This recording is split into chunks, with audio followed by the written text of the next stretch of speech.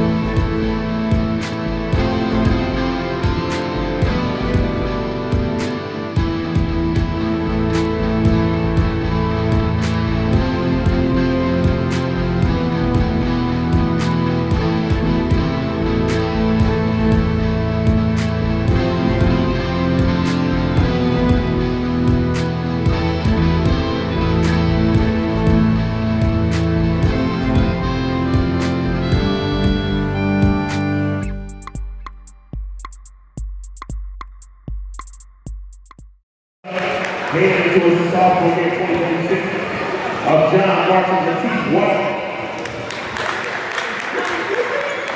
Heading to East High 2026 John Sack. Haverford High School 2027 Giovanni Romeo.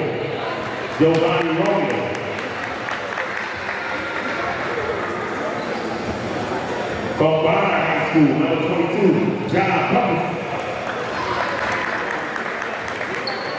Also from Bonner High School, number 2, Brandon Grasso. From Constitution High School, number 30, Ishmael Cole. Also from Constitution, number 23, Devon Tucker. And number 4, East High, Kasim Broswell. And I got the team stuff, everything else, team stuff. Hey, my homie. That's what I'm talking about, fellas. I'm proud. I'm apologize for the team, the way I Coach by Coach I, Team Ghee. First up, game to Everton Charter School, Shaw Banks.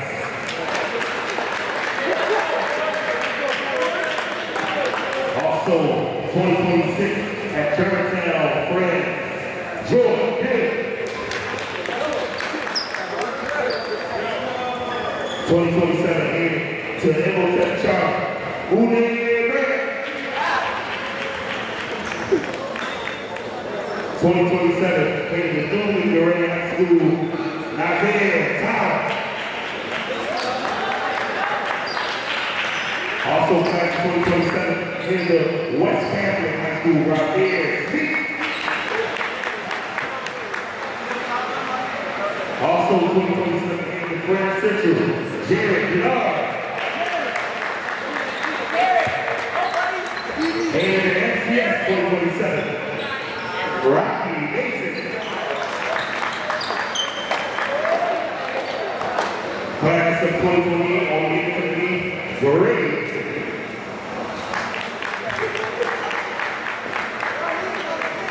I wouldn't talk about you, bro.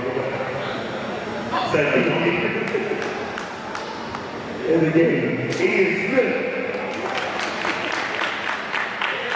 Head off, Richard Ryan, 2027, Samara Snow.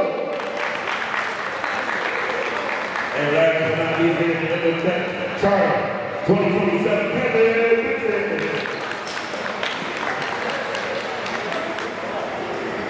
And give it up for Team Eva. All right, let's go back to this, guys, get ready.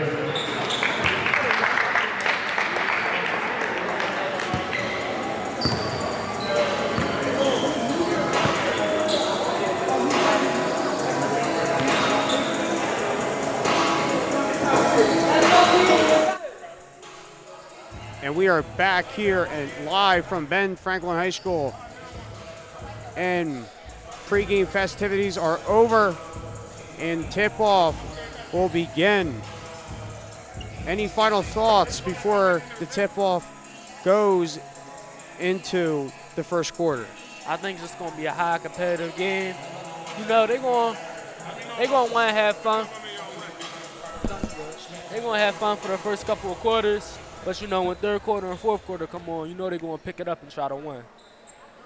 And as you can see, Team Stef is in the dark gray and Team G is in white.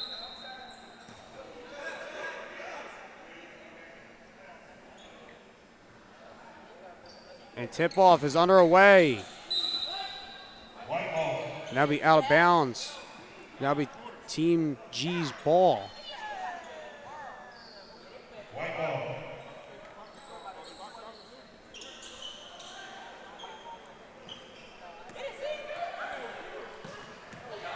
Stripped away, brought up court and fouled.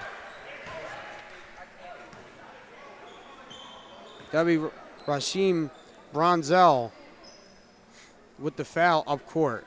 And here's the replay. Kasim got off the steal just because He was sleeping and just got the steal. A little miscommunication. And that one goes around the rim for being no good.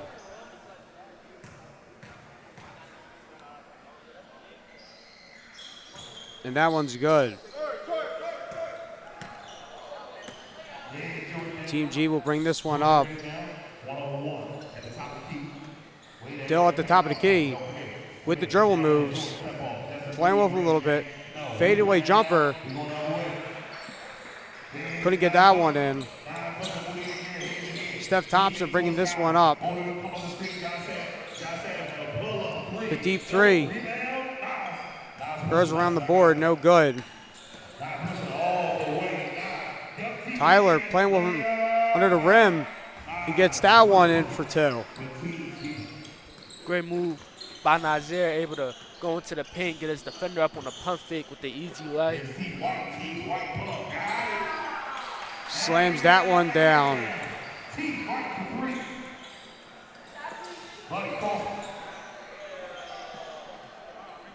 Couldn't get the layup in. The fast break goes for Team Stef. Oh, good pick. Oh, he sold the basket.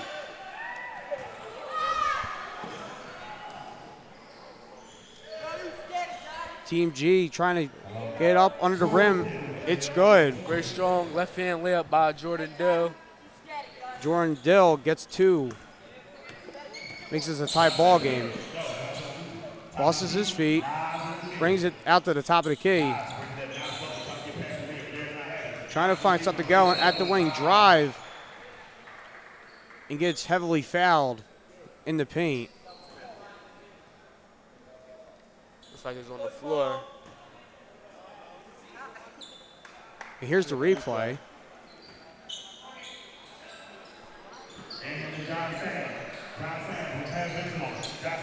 See, he comes off in the Euro, just gets the foul on the floor. Denard bringing up this one. Puts it in. In the corner. That's good. Nazir Tyler. Great dime by Jordan Dill to Nazir Tyler for the 3. Rouse seems to be fouled. No walk will be issued, and here's the replay here.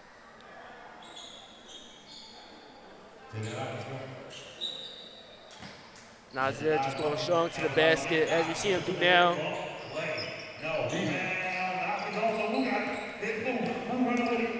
This will be inbound for Team G. And that one's good on the fast break. Good pass and lay on the fast break. From deep at the top of the key, off the front of the rim. Inbound by Deal. Pull up from the wing, no good.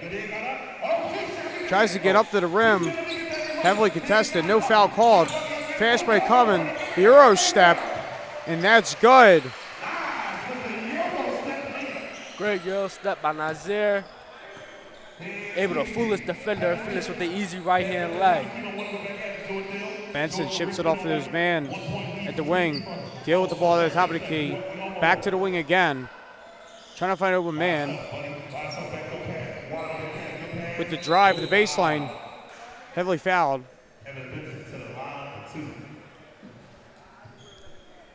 And Benson will go to the line for 2. But here is the replay. That's just great vision right there.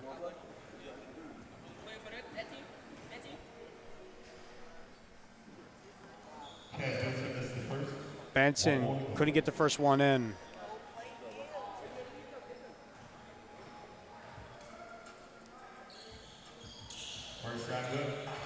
Second shot down for Team G. Nazir trying to bring it up the court all the way. Does it all for Team Stef. Tie up the game again. Close to close layup for Nazir. Got about 6 to 8 points on the board right now for Team Stef. Benson was heavily contested, but it will be called a jump ball here by the refs.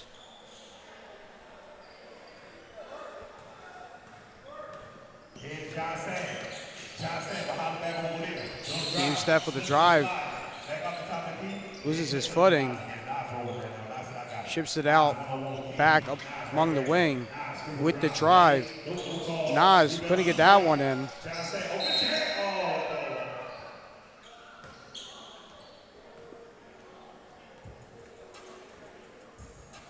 And a turnover for Team G.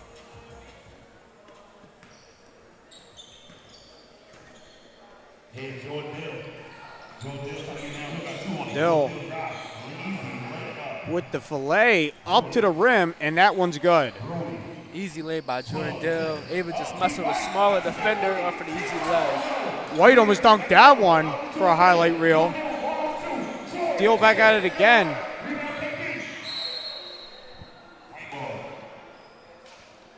And this will be Team G's ball, and which will be inbound behind the rim. Tyler, step back three.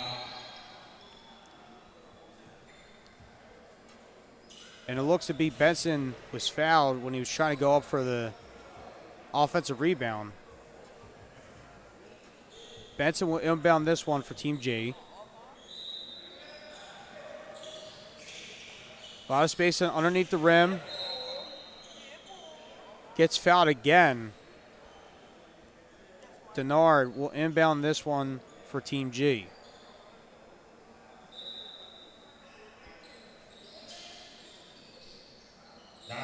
Excuse me. Hits a man at the wing, and that's good. Greg hits that one for the long ball.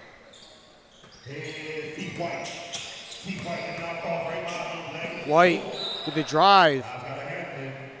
Big foul right there by Greg.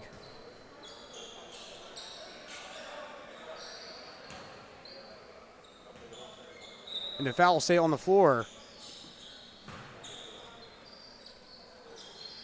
White chips it off to the wing. Rouse at the top of the key with motion. With the dribble move, almost gets stripped. Going into the paint, goes out to the wing. No good.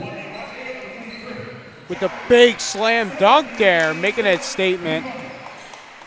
That'll be Greg there for the slam. At the corner, off the side of the rim.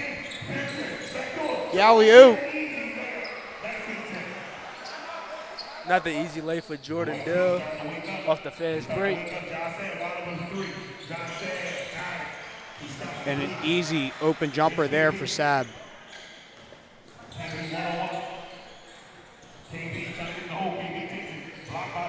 With trying to get the layup there at the rim, that was Benson, which turned it over mid-play. And this would be Team Stef ball.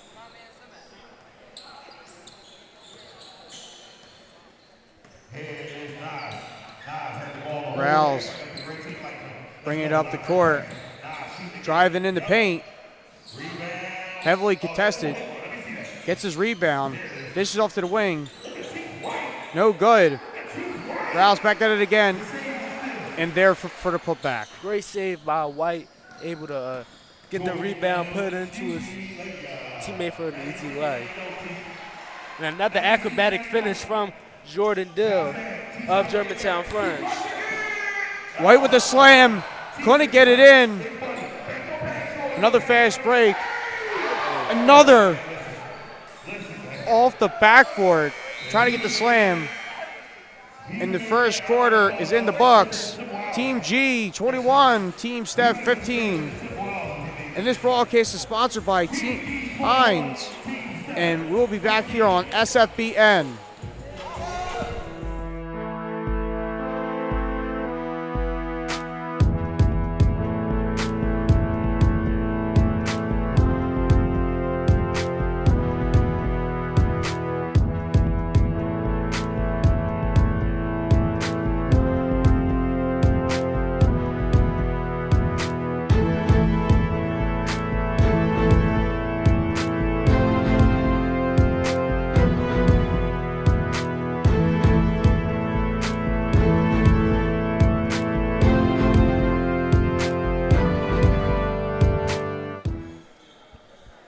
Second quarter coming up.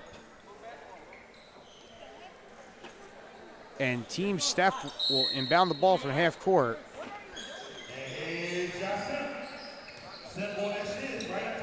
Team Stef hits out of the court for three. Airballed. Team G with the drive. Heavily contested the putback. Putback was good there for Speaks.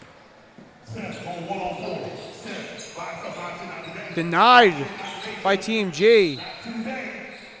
And a big block by Samay Stone. Great defensive, offensive plays, back-to-back by Samaj Stone, able to get the putback leg and block on the other side of the floor. Mason bring this up for G. Long ball, hits out the wing, knocked down. Banks, knocking down threes. Team Stef, top of the key, driving in. Heavily contested. Out of bounds. And this will be Team G's ball.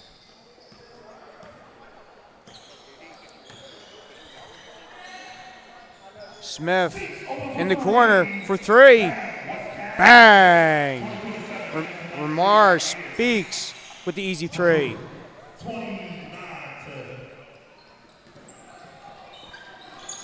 Team Stef trying to make that statement. Heavily contested. Triple team to the corner, no good. Passing over each other. Trying to get the open layup to go. Team Stef, the backdoor pass, no good. Rebound. Team G, and that's good. Stone with the easy two under the paint.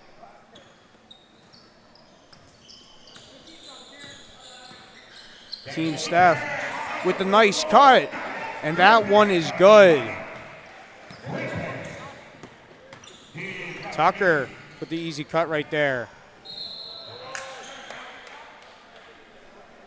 And a foul will be issued on Team G. And here's the replay. Let's look at the replay. Great back and forth action by both teams. Just able to get up the floor in transition for a fast break lay for an N1 for Ramir Speaks. And now Team Stef is getting triple teams out here. Brings it out, top of the key, trying to move in. At the corner, back at the wing again. Euro step, no good. Another fast break here for Team G. For the fillet. Nobody could get the rebound. Another bucket for Ramir Speaks. Tucker gets stripped. Team G for a fast break. Stone with the easy Euro step for two. And a timeout will be issued for Team G. We'll cut to a quick break. And this broadcast is sponsored by Team Hines. And we'll be back here on SFBN.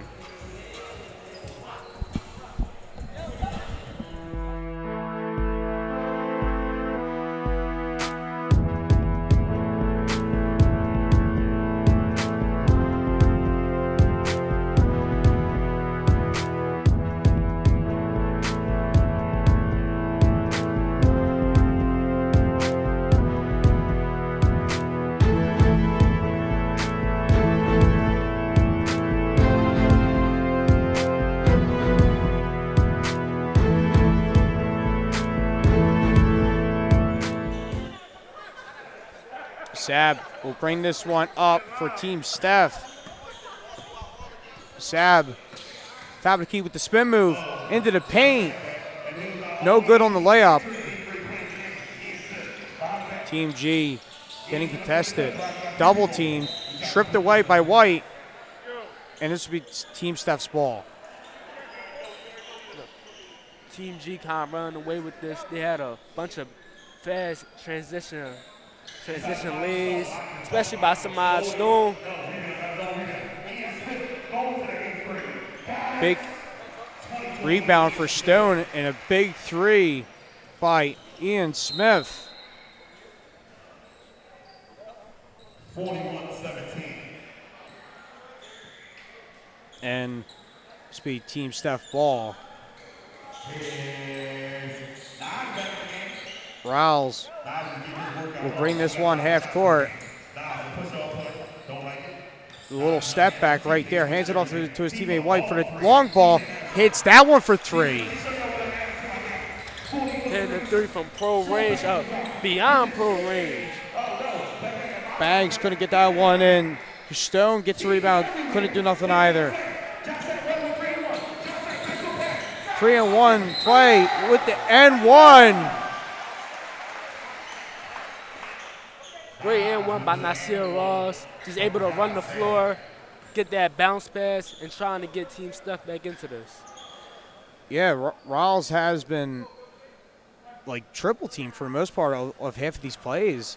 And it's a big play right there and a big athletic play you've seen by him. And he'll make that a three-point play. Team G at the wing. Crossover. Gets stripped away. With the drive, the spin move. Rebound by White and put up and in by the big man. Mason trying to get the backdoor layup and couldn't. He will go to the line for two, and here is the replay.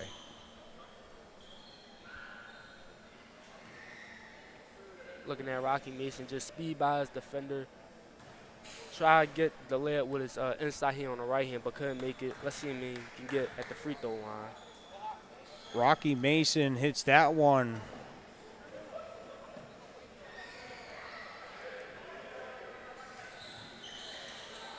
No good on the next. Be 42-25 ball game. Rawls bringing up this half court. Team G with the ball brings it back. Speaks. Heavily contested layup, and that one's good.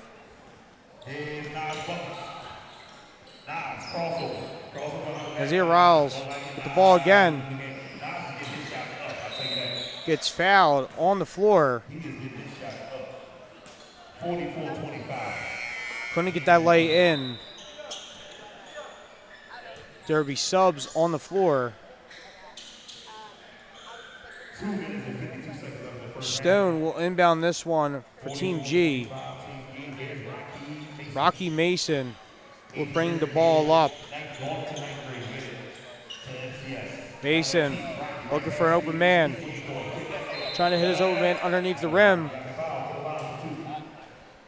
And it looks like he hits Stone under the rim for two. The replay and show up, but looking back at that play, he's a smaller guard, so he's able to get lower and just speed by his defender. And you see him trailing on him, so he goes up and under for the right hand, just not able to finish it. Yes, Rocky Mason has been a very quick, agile guard on the court, and he has a bright future among him and wherever he goes and whatever he does. White, the big man for Team Stef, takes the long ball, hits that one for a triple.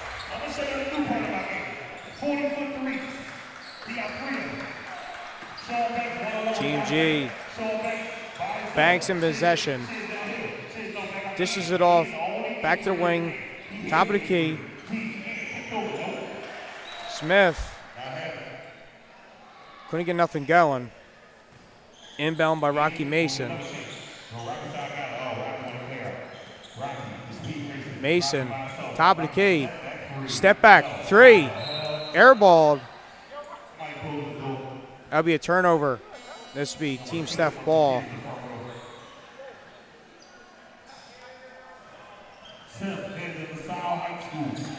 And Team Stef at the wing. Trying to get something going here. Heavily contested. Couldn't get the lay up. This should be Team G's ball. With the drive, denied. Right there by Rouse. And here's the replay. Wow, just great anticipation on the block. Rocky gets it in. Rocky. Is able to just get up there and swat that right into the stands.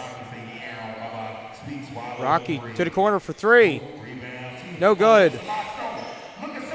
Offensive rebound for Stone. And that one's up and in for two. Samaj Stone has got most of his points just on fast, quick layups on transition or from rebounds. That's the easiest way you can get points, them heads-up points. And Samaj Stone has about 10 points on the day just by that only. Still Team Stef ball. Fouled under the rim. And Nazir Rawls go to the line for two. And here's the replay. Nazir, just a very aggressive player, not afraid to take shots from anywhere on the court. 3-level scorer. I like what I'm seeing from Nazir.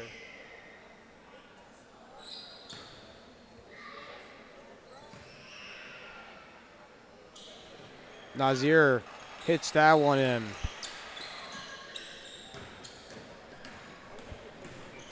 Rocky Mason bringing it up the court himself, gets fouled. Hopefully he is okay.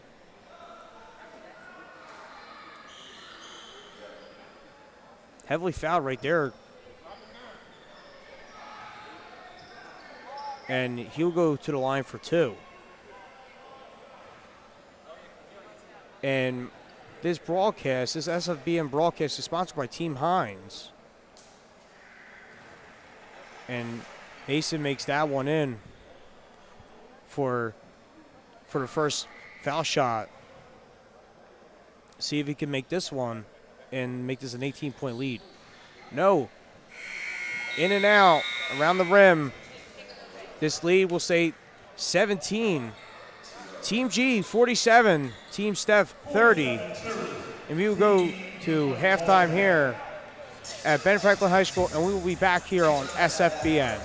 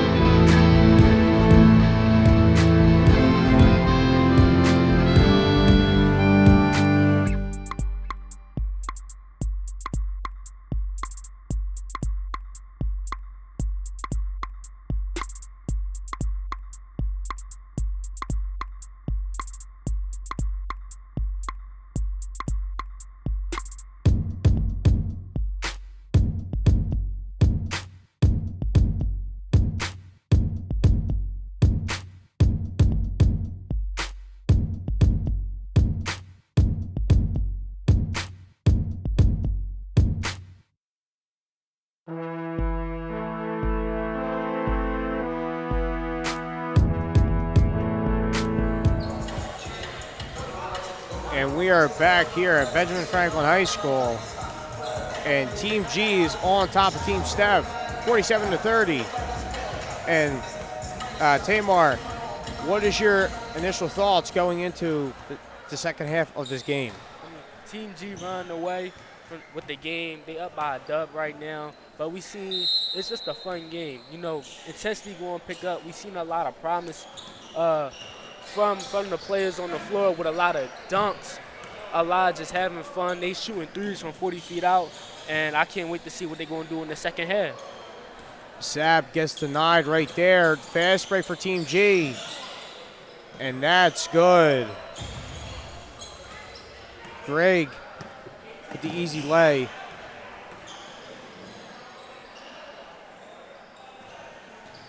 Rebound by Denard. Throws it up. Full court. Hits that one for the short ball. Nazir Tyler.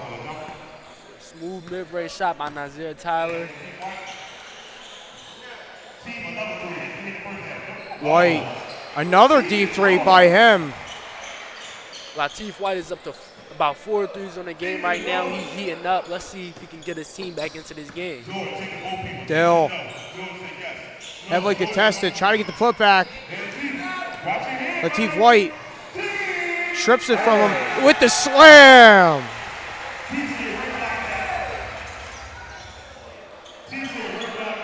Latif White is a basic highlight reel on this court right now. Greg couldn't get that one in. Here's White again. Another slam.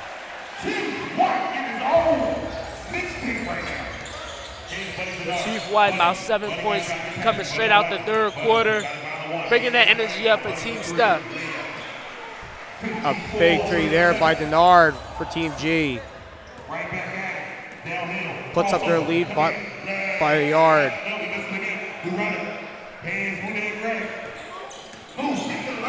Team G with the drive and Greg with the lay.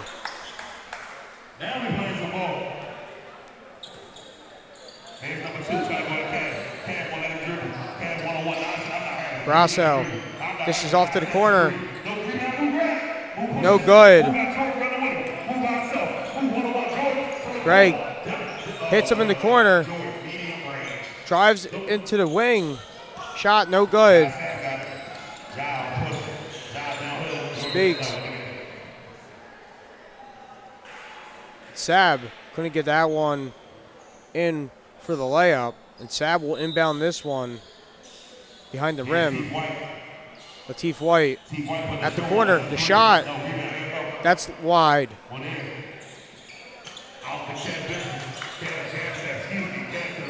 Team G heavily contested. White trying to inbound it. Couldn't get the inbound. It will be Team G's ball. 56-37, Team D. They got they playing Charles Right there for the putback, and that's good. Jordan Dill. 2026 Germantown Fred. Latif White again with the drive at the rim. Latif White with 9 points in this third quarter only, followed by a shot with Munir.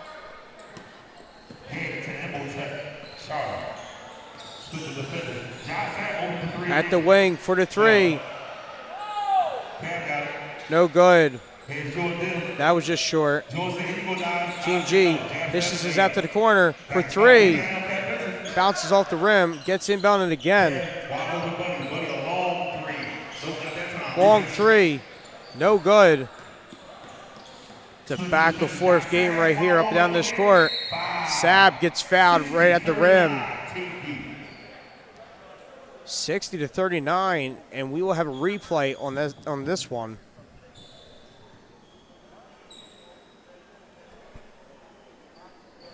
Sab is able to put his body into his defender. A little short on the layup, but let's see if he can get the free throw line. Sab knocks that one. Let's see if he can hit two. You know, Team Stef made a quick run in the third quarter, but they still down by 20.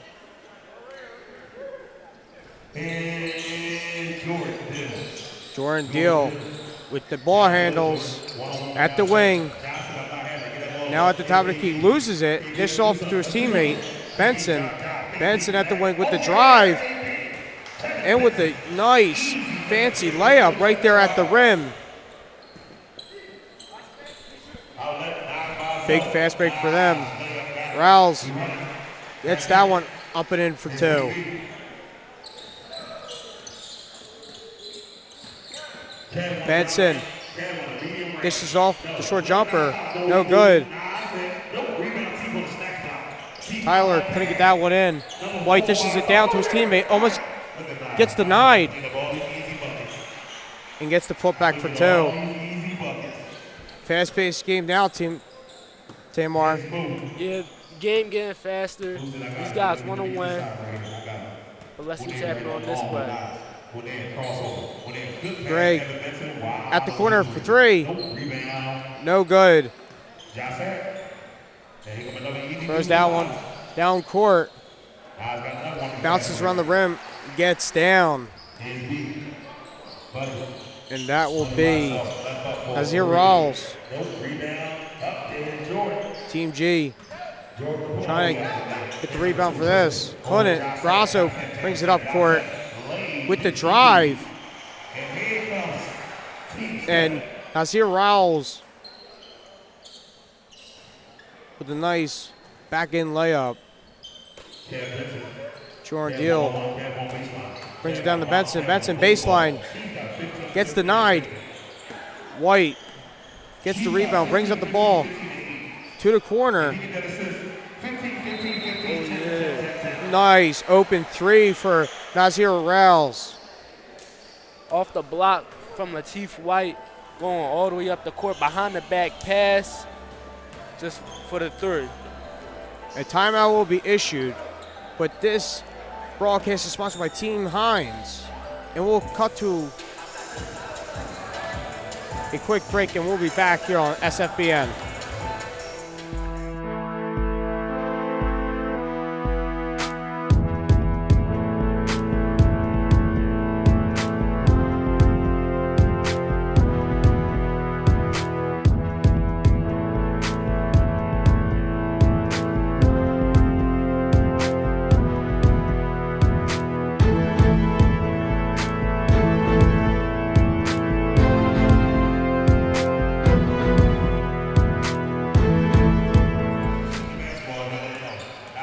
Team G with the ball. That's for 3. Off the front of the rim.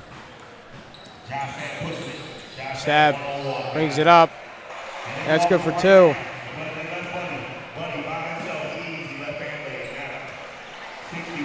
Back and forth game here. Both teams getting buckets after this timeout.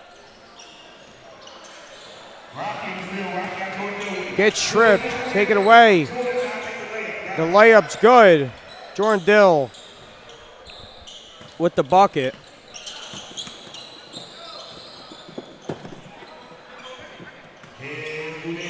Two guys collapse half court.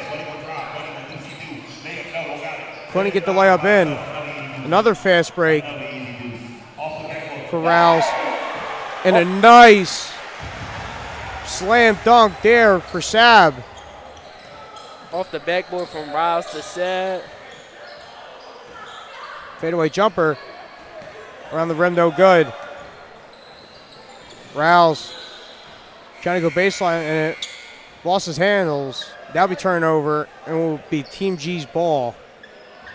66-54, Team G on top. Less than 2 minutes to go.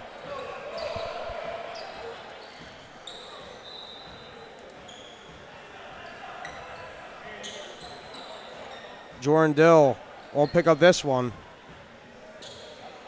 1 minute and 43 seconds. Greg at the wing. The handles. And will be fouled. And Greg will go to the line for 2, and here's the replay. Quick move by Munir Gray.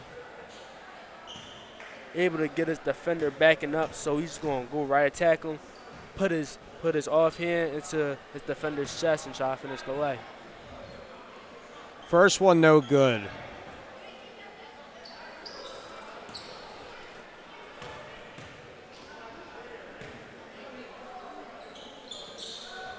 Second one, good for Team G. And Greg goes 1 for 2 on the foul shots. Stripped away by Deal and went out of bounds, but it will still be Team Stef ball. At the wing. Drives it in. Pushes him off. Heavily contested. Looked like grabbing the jersey right there. And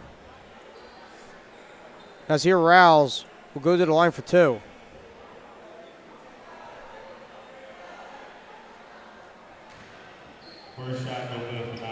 First shot, no good.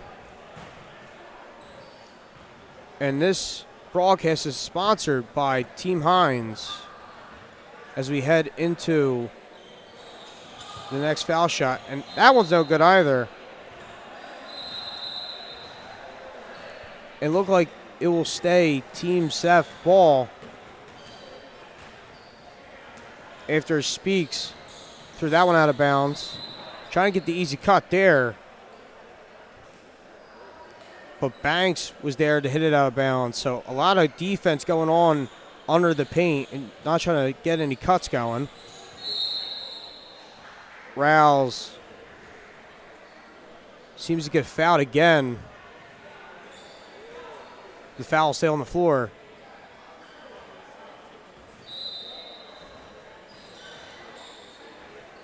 Trying to space it out. Rouse at the wing with the spin move to the rim. Fouled again. Bodies hit the floor.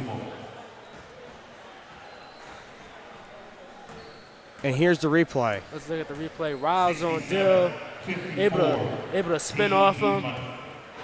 The man at the room for a hard foul. Let's see if he can make it at the free throw line. Rouse is just a strong scorer, not afraid of contact, able to get his shoulder into defenders, get into the foul line, and just make contested and wide open layups. You know, that's a testament to all these players here. They play for, some of them play for EYBL, some of them play for high touted high schools around Philadelphia. It's just good to see them putting their skills on display tonight. Rocky Mason with the N1. And he will go to the line for 2, but here's the replay.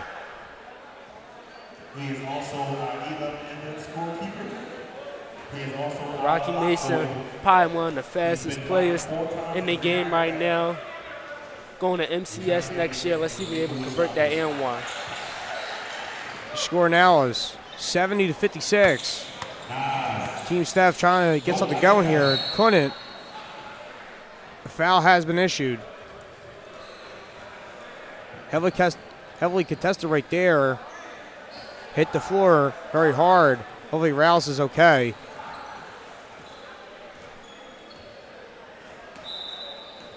Rouse will inbound this one for Team Stef. Out to the corner with the drive baseline. Loses it. Goes to the corner, no good. 70-56. End of the third quarter.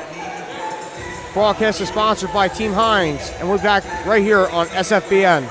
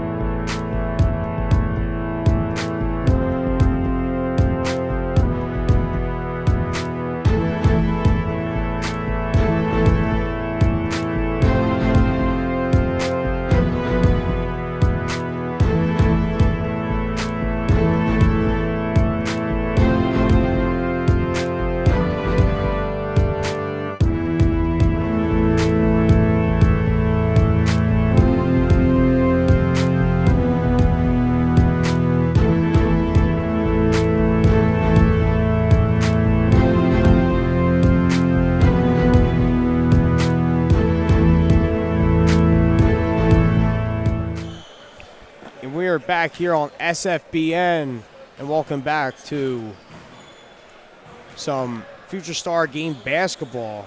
A lot of youngsters going out here, showing out their talent here tonight. And we'll get it underway half court. Team Stef has the ball with the drive. No foul issued.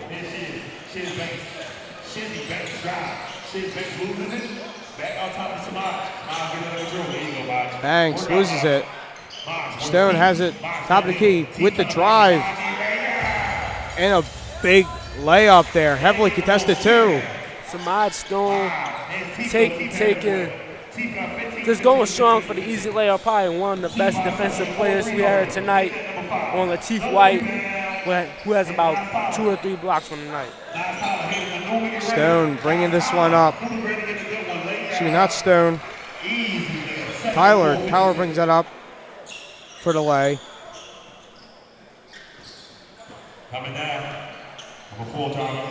Team Stef. This off to his teammate, but lost it. Pappas couldn't keep a hand on that one. White with the drive baseline. Couldn't get the layup up and in. Tyler bringing this one up for Team G. Back to Rocky Mason in the corner with the baseline drive and couldn't get nothing going and heavily contested.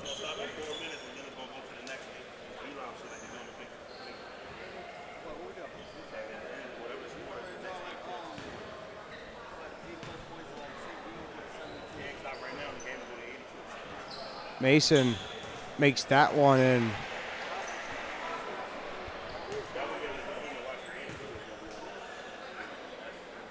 Mason trying to get their score up and up and up, and they sure do. This is a 76-56 ball game. Latif White bringing this ball up, acting like a guard, but it's a big man. Pappas with the drive. And that one's good. Nice step back there by Pappas.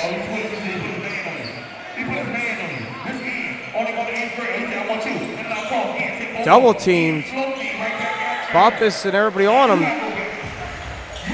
That was no match for Ian Smith.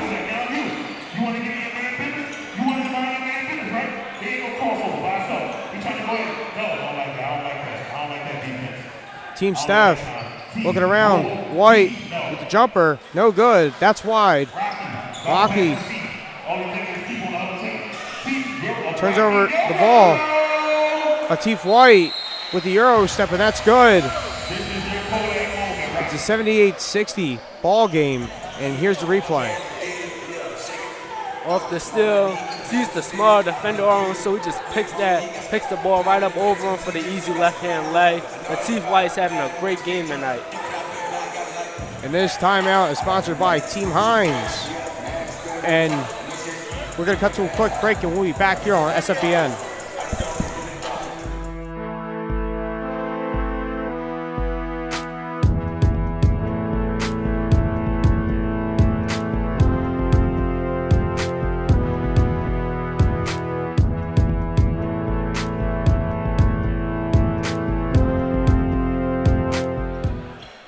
That was a short timeout, and we're back and rolling here at Benjamin Franklin High School. The drive underneath the rim, and that one's good. Nice cut right there by Denard. Latif White. The ball handles like a guard, shoots, fires. That one's wide. Team Stef trying to keep this one in bounds, but couldn't. And this would be Team G's ball. Team G ball will be inbounded by Samay Stone. There you go. Come on, Kevin. Benson bringing it up half court. Passes it out to his teammate, Denard. To the wing. Tyler thinking about it. Back to Denard. To the corner for 3. That's wide. White with the rebound for Team Stef. With the drive. Heavily contested by Stone. Tyler tries to slam it in. Moment was not his. Shoots it again from 3, and that one's good. No, his foot was on the line, and that'll be for 2.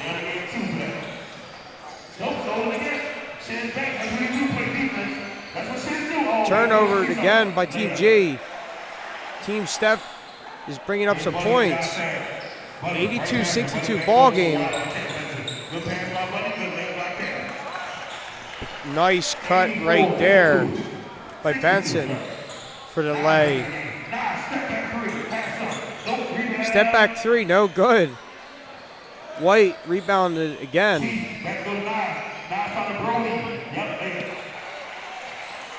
And that's a nice layup there by Azir Rouse. Stone with the drive up court. Contested by 2. White again. Nice layup, back and forth game right here, Tamar. And this has been a very exciting one. Yeah, Latif White just been up and down the entire game, trying to put Team Stef into it, but this might be a little too late with 5 minutes going left in the fourth. Tyler with the long ball, couldn't get it in. The putback is good for Benson.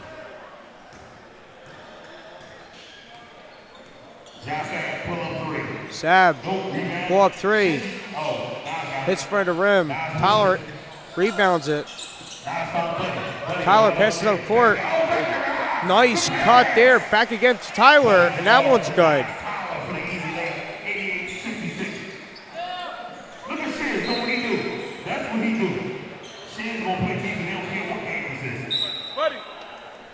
Substitutions will be made.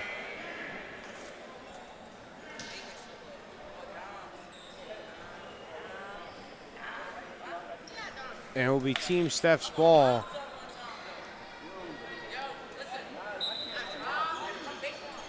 Bronzel inbound this one. Drive couldn't get anything going.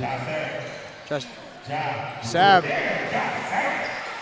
with the easy 2 at the rim. Justin said with the up and under. Oh, followed by a backdoor pass by Ian Smith. You know, these young boys is flashy. Yeah, they really are. A lot of youngsters out here on this court balling out today. Another timeout will be called. And this broadcast will be sponsored by Team Hines. And Tamar, what have your impressions have been on these youngsters here on this court tonight? I mean, I had a great impression so far. They showing very great flashes of potential. You know, Latif White, Buddy Denard, Ian Smith, Rocky Mason, Jordan Dell, Nazir Tyler, Munir Gregg. It's just a lot of guys. Nasir Ross, Jason Sad. It's just a lot of guys out here, and they're young, so they have probably 2, 3 more years of high school left, or some of them not even in high school. It's just great to see that they putting their talent on display tonight. And it really is, and also getting the reps in during the summer when school's not in session. So good.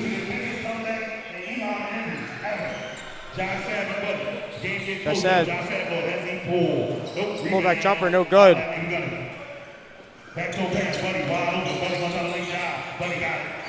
Backdoor cut. That'll be Buddy Denard for 2. Latif White getting contested. Up and in for the cut.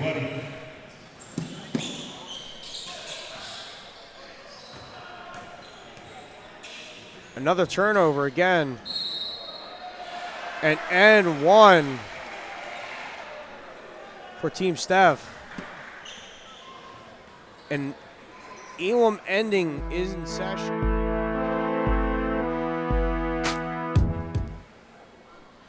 You know, these guys, even though it's an all-star game, they want to show what they can do. They're very unselfish, showing flashy passes, just making a right pass, too.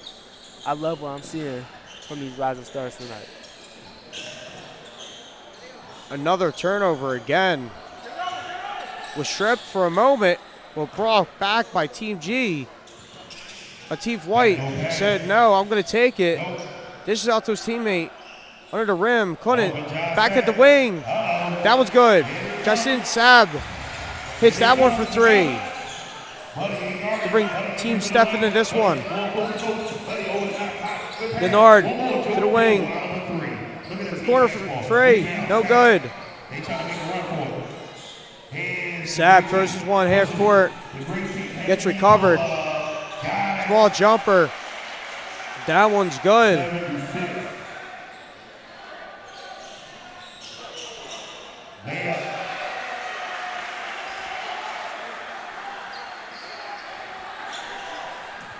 Back and forth ball game here. Nice layup by Atif White. Team Stef is getting a last-minute push. When they see that Elam Ennis score 98, they want to get a last-minute push with a bunch of steals and turnovers to try to win this game for Team Stef. Elam Ennis is in session. 94-82 ball game. Elam Ennis is at 98. A nice drive right there by Bronzell. Tyler will take a 3. Triple no good. Grasso rebounds this one. Just off to seek make down court. That's good. Atif White. Tyler for 3. No good. Back and forth game here. Tyler for the putback, and that one's good. This is game point here for Team G.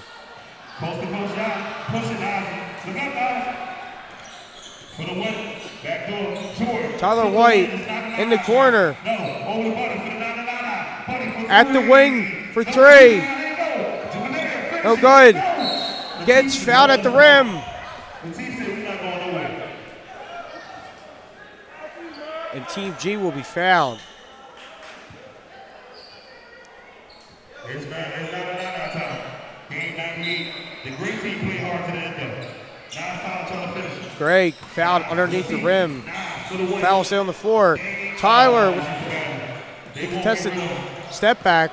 No good. Atif White almost fouled. Euro step. That's good. Atif White been playing magnificent today, led by him. They was just down by 20 about 3 minutes ago. They just had a 10-point swing, and they trying to push to win this game, but Team G can finish this game right now. Tyler gets denied by White. Latif White with the big denial right there. Making that statement, as I've been saying. Brought back in the corner for 3. No good. Denard looking for an open shot. Hits his man in the corner for 3. Going around, no good. Team Stef, fast court layup. Nazir Rouse making a name for himself in the game. And another turnover, half court. And that one's up and in. Team Stef just shattered a 20-point. They were down by 20 points, and they just shattered that. Oh. Now Jordan Dale taking matters into his own hands. See that Team Stef was coming back, so he was like, yo, I'm just about to finish this, get this lay, and get this win for Team G. Great game by both sides and players. It's an amazing night. Team G takes this one, and here's the replay at the end of the game. Jordan Dale with the left-hand layup, just taking matters into his own hands. Saw that Team Stef was making a swift comeback, and he just didn't want that to happen. Team G was up by 20 about the whole game. They was about to let that lead go, but Jordan Dale able to seal that game. Jordan Deal sealed the win in the first annual Future Stars game. And this has been a great one here at Benjamin Franklin High School. This broadcast is sponsored by Team Hines. And that'll be all, folks. And thank you for listening. My name is Joe Clark alongside Tamar Stubbs. See you in the next one. Both teams in the middle, please. Both teams in the middle.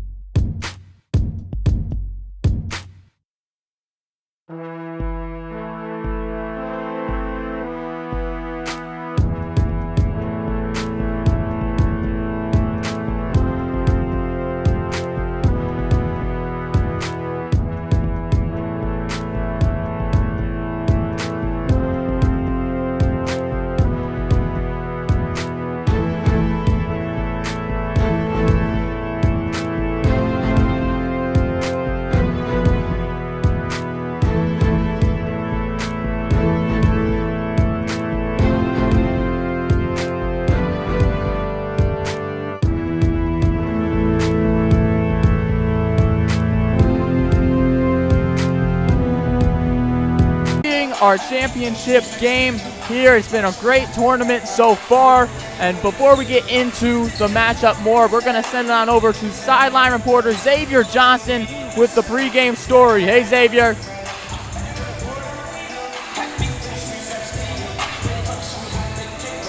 The moment is finally here. Tonight is the Brotherly Love Finals.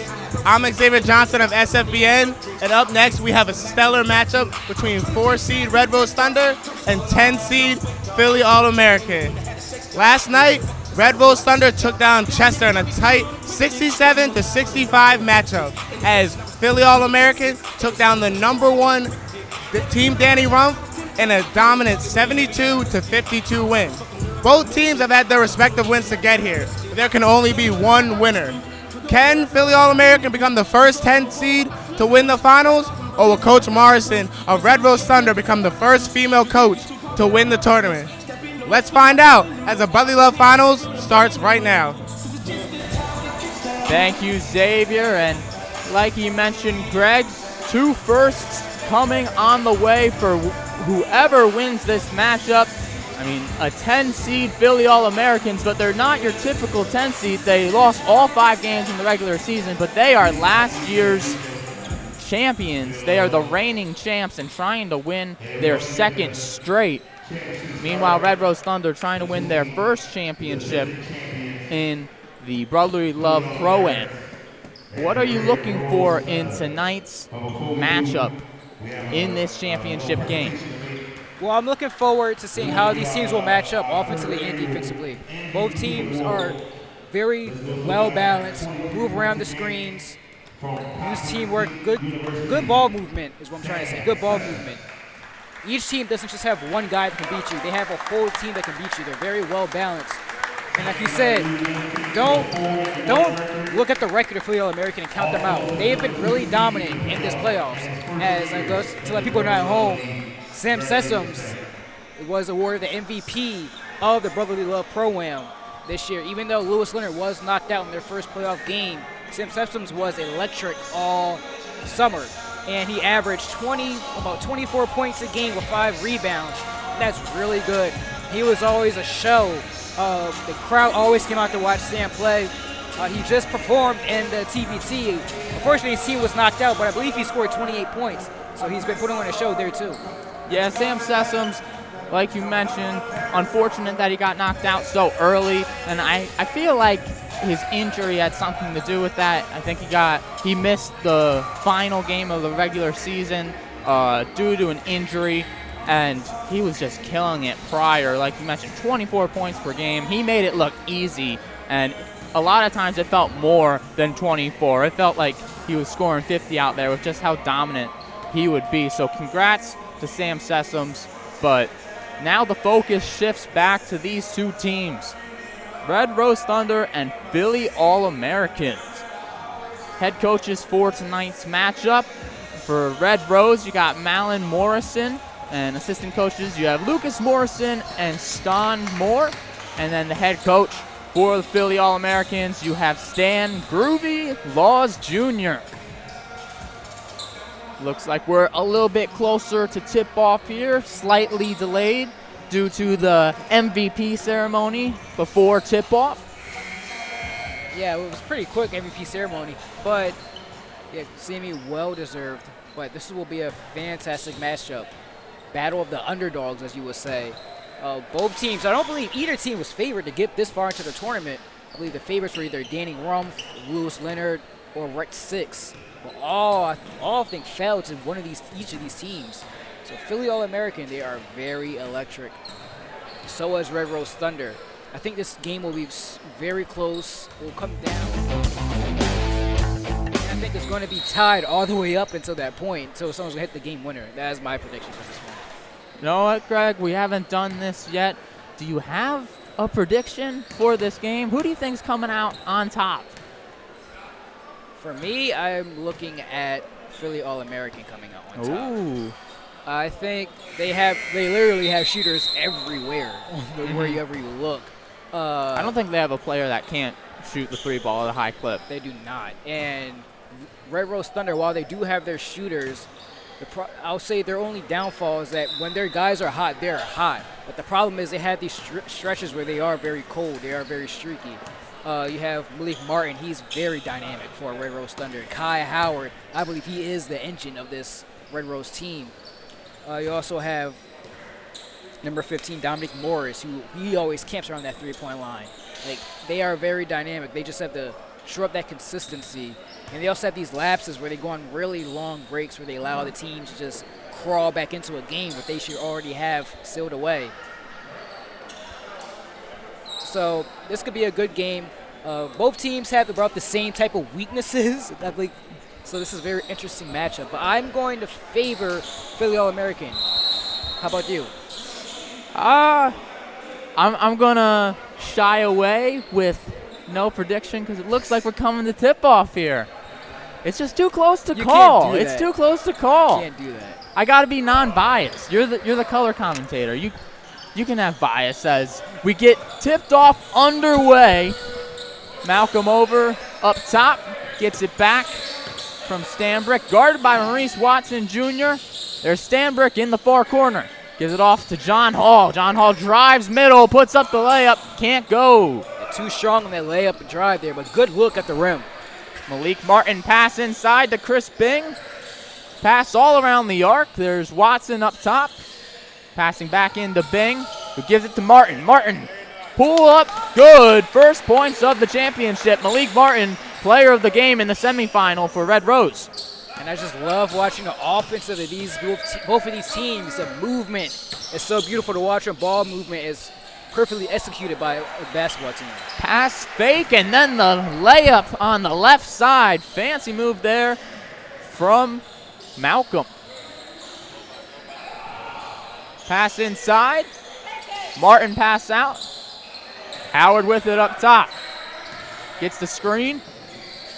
Intense defense so far in this game as the pass to Martin in the corner, no good from three. Yeah, no good from three, but still a good look. Each of these teams are always finding good looks on the end. It's whoever makes the lead, whoever missed the most. There's Stanley Whitaker blowing by the defense and getting the high arcing layup. He was the player of the game for Philly All-American in their matchup. Pass to the corner, three ball underway, and that's good. Thunder taking back the lead, 5-4. 2 minutes into this ball game. And the thing about each of these teams is that they're very experienced. As you know, Philly are the defending champions, so they've been in this game before. But even though Red Rose Thunder, this is their first time in the finals for Brotherly Love, they have played in numerous different leagues and have gone very far in different leagues, so they are very experienced as well. So this moment is not too bright for anyone, which explains why each team is hot already from the field, knocking down their shots. Watson up top with it. Giving it to Morris. He likes that three ball. Doesn't elect to shoot. Goes with the drive, and it works out for him. Good choice there by Morris. Yeah, good choice by Morris. Taking advantage of the defender that was on him. Malcolm driving against Watson. Kicks to the corner. Up top to Whitaker. Paul. And Paul just bobbled that pass a little bit. Whitaker with it. In through the lane and getting the layup to go with a little fancy stuff on that one. Very close game, only 7-6. Alley-oop to Malik Martin. Doesn't slam it, but he gets the 2 points. And these teams are just trading buckets with each other. Whitaker bringing the ball up. Trailing by 3 early on. Intense pressure from Martin. Whitaker pass out to Hall. He drives, kicks to the corner. Tyree thought about it, thought otherwise though. Pass out to Whitaker. Look at the defense by Red Rose.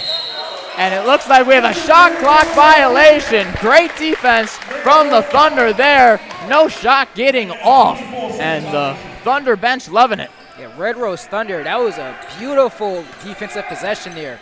Closing in on all the shooters, cutting off all the driving lanes, forcing the shot clock violation, which you rarely see in a Brotherly Love. Watson with the scoop lay, extends the lead to 5. Although small, the largest lead of the game so far. Yeah, Red Rose Thunder, they are right now unstoppable in the offensive end. They're getting whatever they want virtually. Screen, Malcolm to the corner, pump fake, shot blocked. Ref gonna keep the ball here with Philly All-American. 6 minutes to go, 11-6, Thunder lead in this championship game. Trying to check it in, get it in the hall. Up top to Whitaker. Deep three from Whitaker. Short on Really it, but deep. Not a good shot selection inside the hall, and he gets it to go after the tip pass. there. Yeah, that was a deep three by Whitaker. Kind of almost wasted possession there, but nice recovery by Philly All-American. There's Morris. He loves camping around that three-point perimeter. You cannot lose him. Yeah, he can go inside or shoot. That's what makes him so dangerous. But Philly have those type of guys everywhere. That's what makes them dangerous as well. Bing with the rebound. Kai Howard bringing the ball up. Pass over to Watson. And to the corner, there's Martin. Up top to Howard. Gets the defender in the air, no call. Martin with it. Defended by multiple defenders, had to get the shot up for the shot clock, but missing. You're just seeing how defensively sound both sides are, forcing teams to work deep and late into the shot clock. Three no good from Standback. He had a great three-point shooting performance in the semifinal. Howard with it. Good defensive pressure here from Philly All-Americans. Nice cut by Howard. Just fun with the pass, though. Pass Finds the open inside. cutter. Yeah, Watson on the receiving end does his job to make the bucket. Good passing so far from Thunder, but still good defense by both sides. Standback, he was electric in their semifinal. He picks up right where he left off from three. That not touching any part of the net, and a tough shot there from Standback. Malik Martin answers right back. Railroad Thunder just doing whatever they can to always stay ahead of Philly. Martin guarding Whitaker. 15-11. Inside, getting the layup, cutting the lead to 2. Yeah, nice pass from Whitaker to Tyree. And stolen by Tyree. He's 2-on-1, up to John Hall, and it goes in after roaming around the rim. And a chance to take the lead for All-American. Let's take a look. Yeah, nice steal by Tyree. And then finding the open John Hall, rewarding him for running the court. So John Hall has the first foul shots of the game. Well, foul shot of the game with the and one. Knotted up at 15. Free throw up. Free throw good. So All-American take the lead back. Pass over to the left wing. Martin with it in that corner. Gives it off to Watson. Shot up and good. Tough shot there from Watson to retake the lead. These teams are just trading buckets. And I think we're in for a show tonight. Yeah, this game couldn't have played out much better from a fan perspective so far. It's been great to watch as Whitaker tries to go to work. He loves that fadeaway, but it doesn't love him back that time. Chris Bing getting the rebound for the Thunder. Kai Howard putting the shot up, no good. Nice look at the rim. Ooh, in between the legs from Malcolm. Good move, poor finish, but he got his own rebound, bounced back to him. Standback thought about the three, though. Yeah, he wanted that three shot, but Butler in the corner will take it anyway. All-American, they're back. We're on the seesaw, 19-18. Kai Howard brings the ball up. Guarded by Malcolm. Gets the screen from Bing. And stops the defense at the rim. Puts Thunder up to 20. Still a one-point game in 2019. Three from Whitaker. That's short. Fighting for the ball. Thunder come up with it. It's been a high-scoring first quarter. Watson dancing up top. Gives it to Bing. Nice behind-the-back look. pass by Watson. Bang directing the offense. I like what I'm seeing. Martin posting up, not getting the shot in, but he does get the foul. So Malik Martin heading to the line for 2. I like what I saw there. You see Bang identifying that Malik Martin has a mismatch, telling his team to get out the way, tells Martin to post up, and immediately feeds him the block. That is beautiful offense, looking at mismatches and taking advantage of whatever mismatch you can find. Yeah, it's not often you have your center calling out plays and setting up the offense as Malik Martin hits the first. Martin played his college ball at Drexel. They played the year. It was really good for that Drexel team. I believe it was, they did not make it to the NCAA tournament that year, but they did have a good run. It was Malik Martin, who was our graduate student, led us for a little bit, but since he only played for that year, he now left. He's playing overseas now, though, doing really well. Hope to see more from him. Quick layup there from Christian Lyons, who just checked into the game. So game knotted up at 21. Kai Howard getting to the lane and puts it up.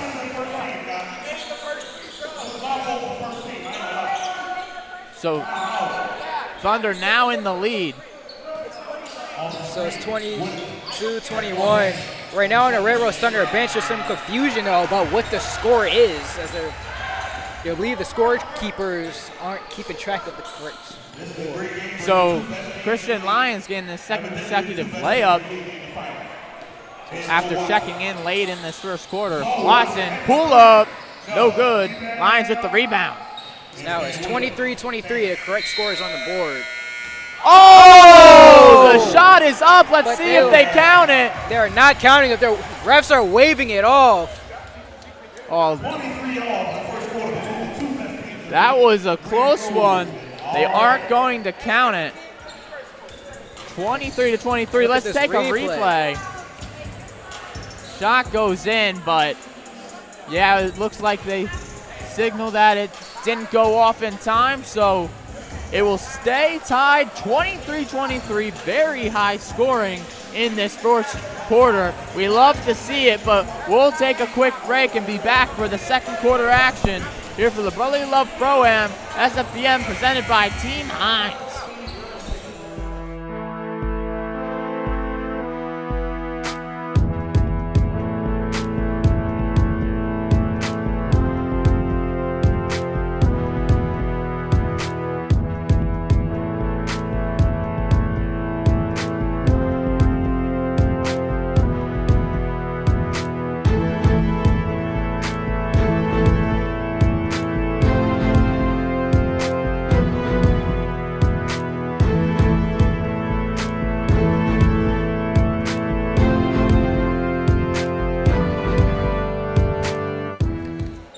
We are back here for the start of the second quarter. Championship game here for the Brotherly Love Pro-Am. Jake Gable, Greg Starks on the call. 23-23 is your score. Thunder with the ball. Kai Howard bringing it up top. Dribbling between the legs, sizing up against Butler. Kai Howard looking at a matchup, maybe doing too much dribbling as it dribbles. The ball rolls off his foot. Way to get on it, he dives on it right away. Head coach for Red Rose wanted a He's timeout, still but it down. looked like a jump ball was called on the floor. Howard slow to get up. We'll see if he's affected, but after getting up, he seems all right.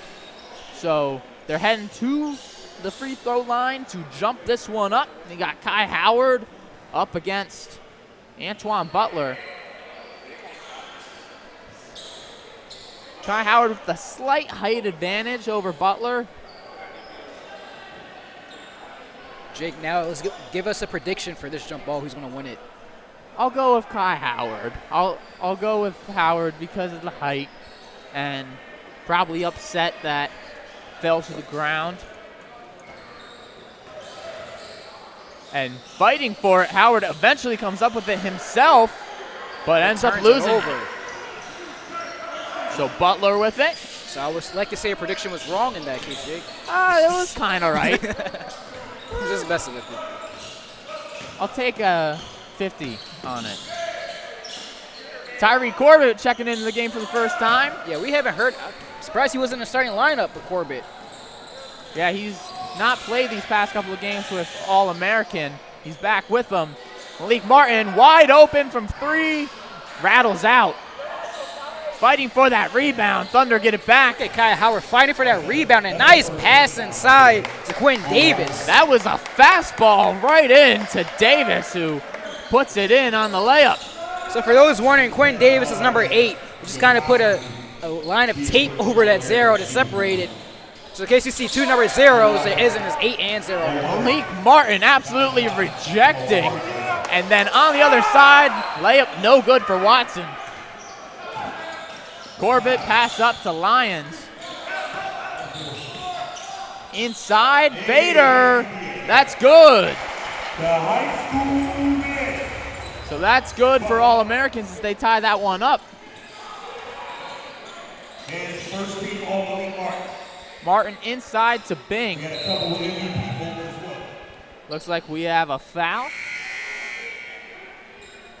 This game has been very, very entertaining. And I feel like my prediction so far is becoming right of just having going right down to the wire. I'm calling it. You also said All-American would win, so we'll see as Malik Martin hop steps through the lane, but looks like his hop step was one too many. Thunder bench not agreeing. So will be All-American ball. Butler with it. So Darrow, or by Kai Howard, nice up and pump fake, gets him up in the air and finds this shot. That's around that same spot he hit that last mid-range too. Gotta watch out for him. And a stoppage there. We have a foul on that end.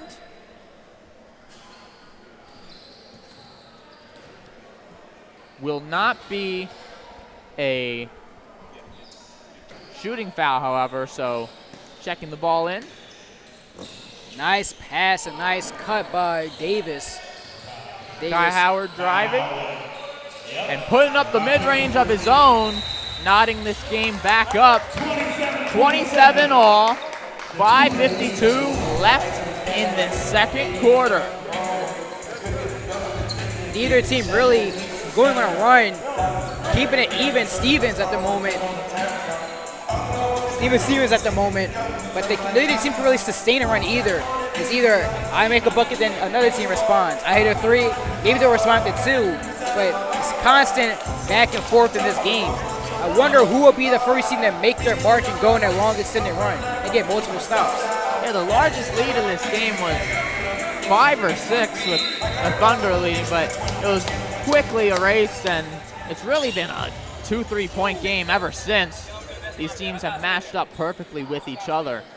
And I feel like there's just a lot more intensity in this one. Obviously, it's a championship game, but I see it on the defensive end, but it doesn't show in the score because it's been pretty high scoring. There's just been lots of great offense. Yeah, great offense, really great defense as well as Odero travels there. Was at that same spot, got to the same spot he really liked, but just couldn't keep track of his footing. So turnover from Philly. Teroje break, bringing up the ball for the Thunder. Guarded by Whitaker. Getting around and to the pull-up. Can't hit it. They stay with it. Gets a second chance. No good. Now it's Morris's turn.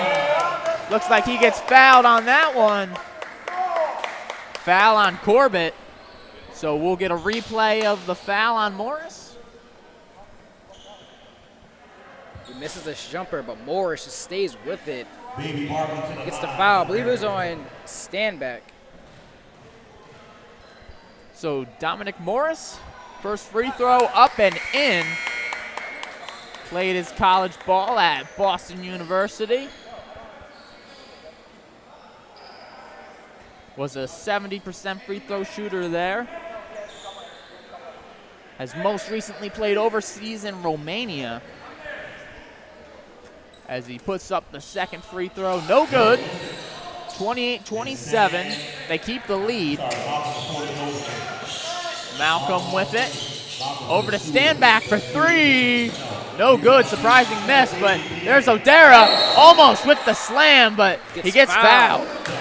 The Standback, he is going to shoot that three if you give him an inch of space. We'll take a replay. Shoots, but Odero, he's always sitting out on this right side of the wing. He just zooms in. He has crazy athleticism. You saw Odero almost put back slam. He was on the bench for last game as he makes the first free throw, but I don't remember him checking into the game at all. If he did, it was for very limited minutes, but he's getting meaningful time in this championship game. Maybe they saw something in Red Rose that they wanted to take advantage of, and they thought Odero would help. Davis, layup inside, retakes the lead for the Thunder, 30-28. Whitaker with it, trying to run the offense. Up against break, putting up that mid-range, no good. And Kai Howard comes up with it. Yeah, baseline mid-range or fadeaway has not been going down so far for Whitaker in this game. So still early, still time for him to get more into it. Davis over to Martin. Martin gets the easy one to go. Slow momentum building for Red Rose Thunder at the moment. Odera feeling himself, puts it up, no good. He looks a lot more confident now after making those first two. He's being more confident, but the offensive movement by Philo American that made them so deadly has virtually gone away. Basically a replay of the last bucket from Martin from driving from the other side this time. 6-point lead here for the Thunder. 2:30 left in this second quarter. Yeah, Philly started getting too much ISO ball. Whitaker three, no good. Running out for it, saving it is Morris. Great hustle from the big fella. Here comes Brake, giving it to Martin. Pass inside to Davis. He's hounded. He gets stolen. Great recovery by Whitaker. Stand back, transition three, no good. Philly needs to slow it down. They're taking way too many risks right now. Yeah, that was a really quick trigger there from Standback. I know he's a shooter, but felt like you had more time you could use as Howard misses that one. So yeah, Philly needs to kind of stay away from the ISO ball. They need to just use the blow movement. Malcolm getting good look, but can't convert. Howard with it. Pass over to Brake. Mid-range from Brake. Gets that one to go after missing his previous two. Largest lead of the game at 8. Shows how close this game has been. 1:20 left in the first half. Yeah, I was waiting to see which team will hit their cold streak first. Looks like it's been All-American, but look at that fancy layup package that Stanley Whitaker has on him. Whitaker determined on that one. He was getting that one in the rim no matter what. He's been nicknamed the 2K My player here. He certainly plays like it. Yeah, that was definitely a video game style finish from Whitaker as we get the foul on the turnover. All-American ball as Chris Bing checks in for Quentin Davis for the Thunder. 55 seconds left in this second quarter. Thunder with that 6-point lead. I know it's only the second quarter, Jake, but why do I feel like if Red Rose wins, you're going to say, I told you so, even though you didn't give us a prediction? I won't say I told you so as Whitaker, no good.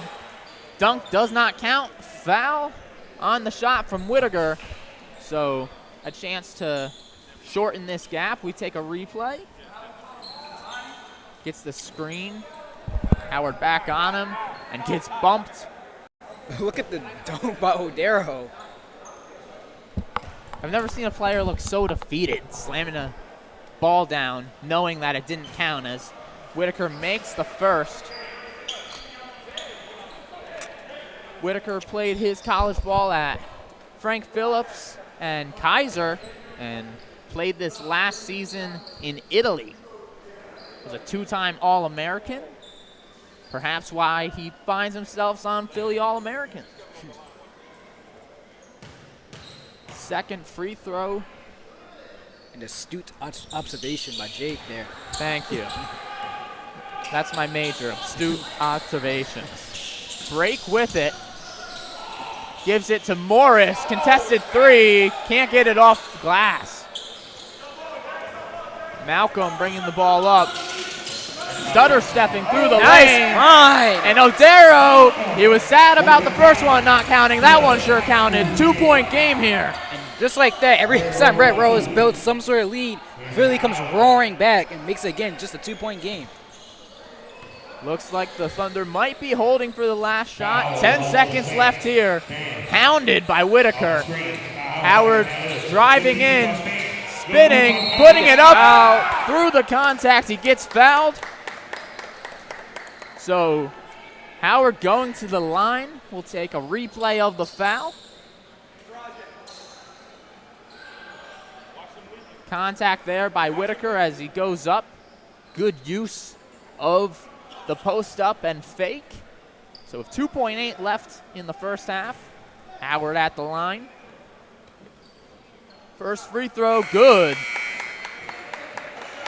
Howard played all 4 years of college at NJIT, is top 5 in school history in the Division I era in total points, rebounds, and assists.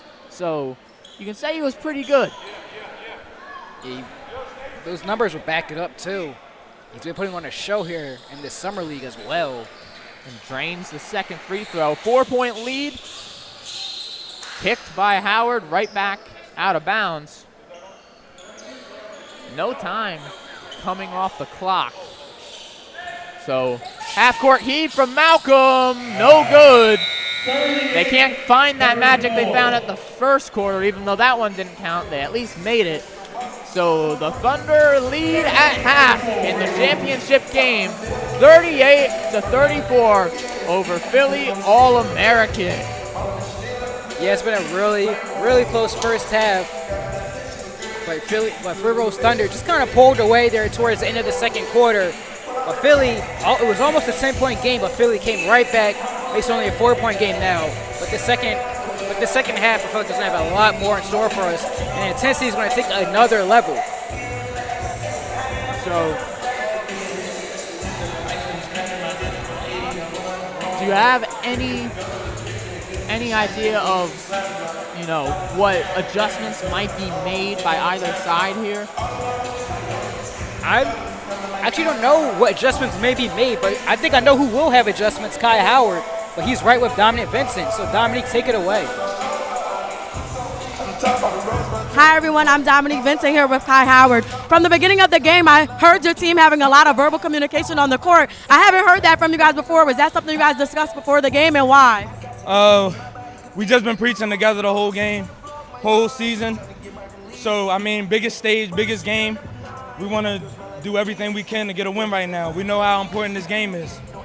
Your team wasn't expected to make it all the way. What differentiates you from the competition that may have had a better record throughout the season? Underdogs. We pride ourselves on being underdogs. We like being there. When you're at the bottom, there's nothing else you can do but fight. So we love where we are. It feels like home now. The game's so close. There's a lot of back and forth on both ends. With so much on the line, what do you think needs to change? It's going to come down to the grittier team at this point in time. It's not going to be a blowout game. We understand it's going to be every rebound, every loose ball right now. We need to give it our all if we want to see the goal at the end of the day. Thank you so much, Kai. Back to you. Thank you, Dominique, and wise words there from Kai Howard. That underdog mentality, nothing new to the city of Philadelphia, especially if you were around and watching for that Eagles Super Bowl run. That's what they really just led all the way to the championship for them, and Red Rose Thunder trying to use the same mindset here. And it's interesting hearing Kai Howard talk about how his team looks at themselves as underdogs and how they built themselves up. I wonder how Philly All-American feels going 0-5 all regular season and now stormed all the way to the playoffs. So I wonder what their mindset is over there, especially being the defending champs. Yeah, it's weird because defending champs, you're like, all right, the other team has to be the underdog, right? But then you look at Philly All-American.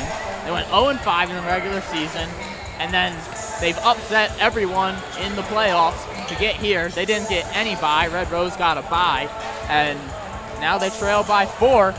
So tight game here at halftime for the Brotherly Love Championship, but we'll take a halftime break and be back for the second half action here for SFBN, presented by Team Hines.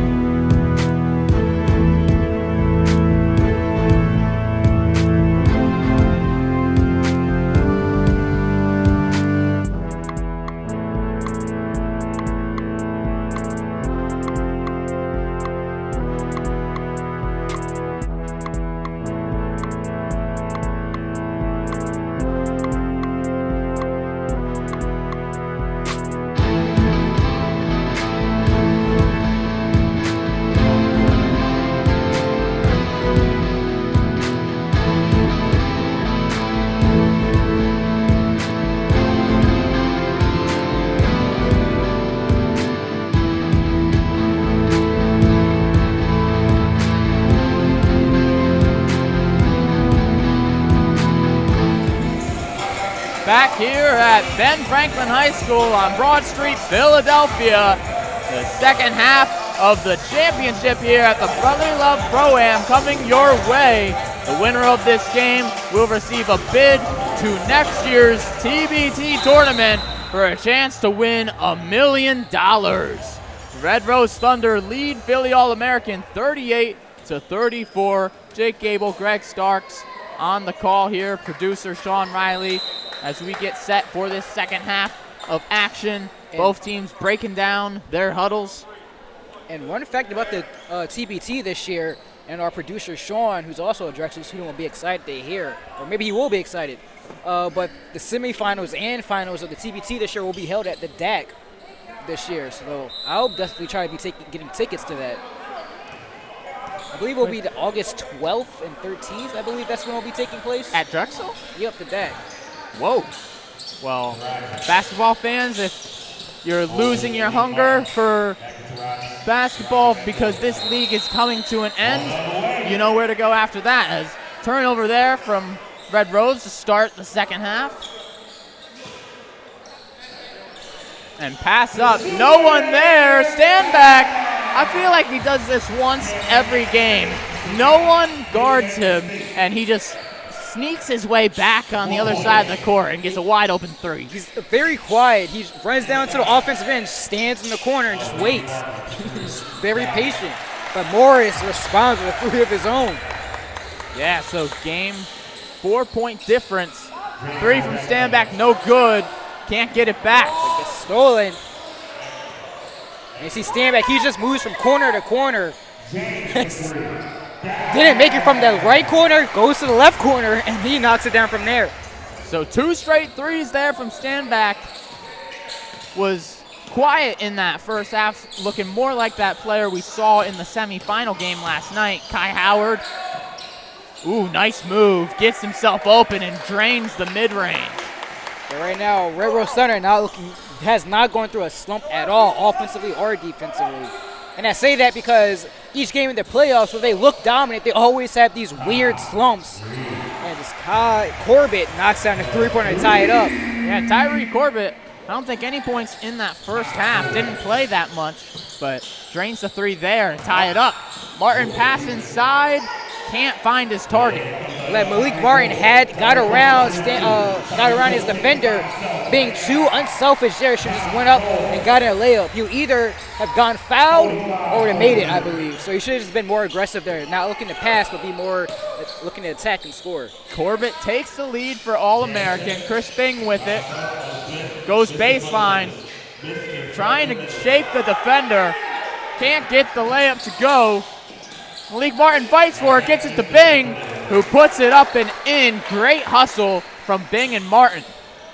Yeah, this is another three by Stanback. We did this yesterday. In this quarter. James Stanback. He's been killing it from three-point range. Pass inside stolen. Here comes All-Americans. Over to Stanback. Three up. Oh, not good, but Whitaker left wide open. 50-45. And Red Rose going to take a timeout. I think a much needed timeout there. Yeah, like as I say, Red Rose always has been dominant in these playoffs, but they had these weird stretches where they completely play like a completely different team and allow the opponents to just run back into it. It happened with Rex 6 and it happened with Danny Rome. Malik Martin is animated in that huddle there. When he first got in, you see Coach Malin Morrison now taking over, but Martin definitely had some things to say, assuming probably about their defense in transition as multiple threes coming from Stanback, and you get the wide open layup from Whitaker. Definitely not out of this ball game though. Yeah, they're not. They have the talent to storm back, and I believe did they do that against Chester? It was a close one. It was a close one against Chester, but I think they went back and forth a little bit. I feel like they led the majority of the way, but that's been the case today. All-American, this is their largest lead so far. Philly All-American, this is their largest lead, and I wonder how they'll play with it. If they'll either stay ahead or get too complacent, because Philly All-American is not prone to getting complacent, because a lot of their losses have come from them being complacent. Matter of fact, all of their losses have come from them being too complacent this year. So Morris with it up top. Passes over the break. Inside the Bing, tipped, he gets it. Pass back to Morris, and great two-man game from the two bigs. Morris is heading to the line. Foul on Tyree Corbett. Yeah, you just see Bing fighting for position in the paint. Finds a nice cut by Morris, and nice find. Nice find by Bing. So Morris's second trip to the line.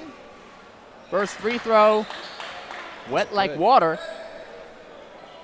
The Newark, Delaware native. And Jacob Fact, well, I'll say after Morris's free throw, he goes 2 for 2. I'm looking over at the training set where the trainers are, and Watson, who we haven't talked about for a minute, is over with the trainer looking at that leg of his. He's getting it wrapped. I think his knee is getting wrapped. Contested three, no good, but All-American gets it back.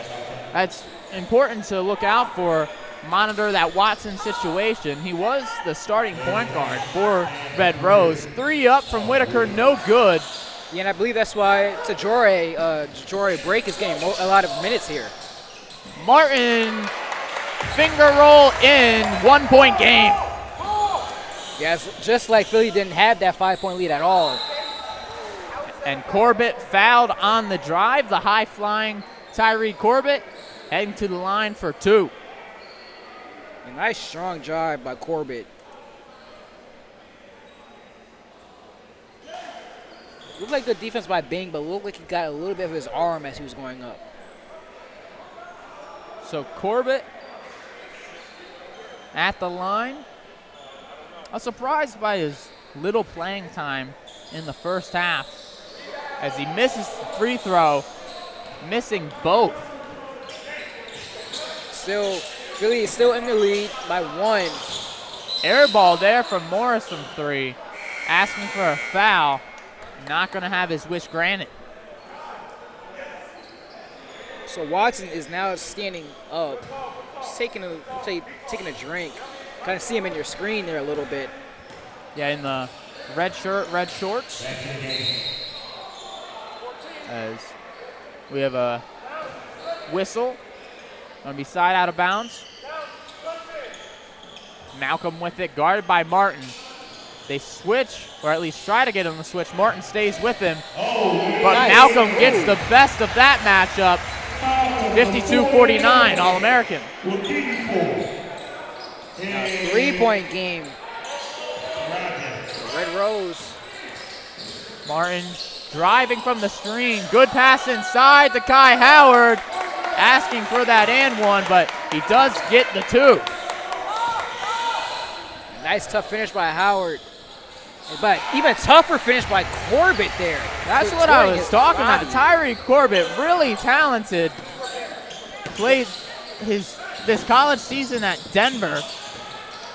And hustle there from All-American. They lead by 3 and they're on the break. Whitaker. Nice move and reverse layup with the right hand on the left side of the basket. Jake, it feels like the teams kind of switched. All-Americans doing the Red Rose, or Red Rose did the All-American in the first half.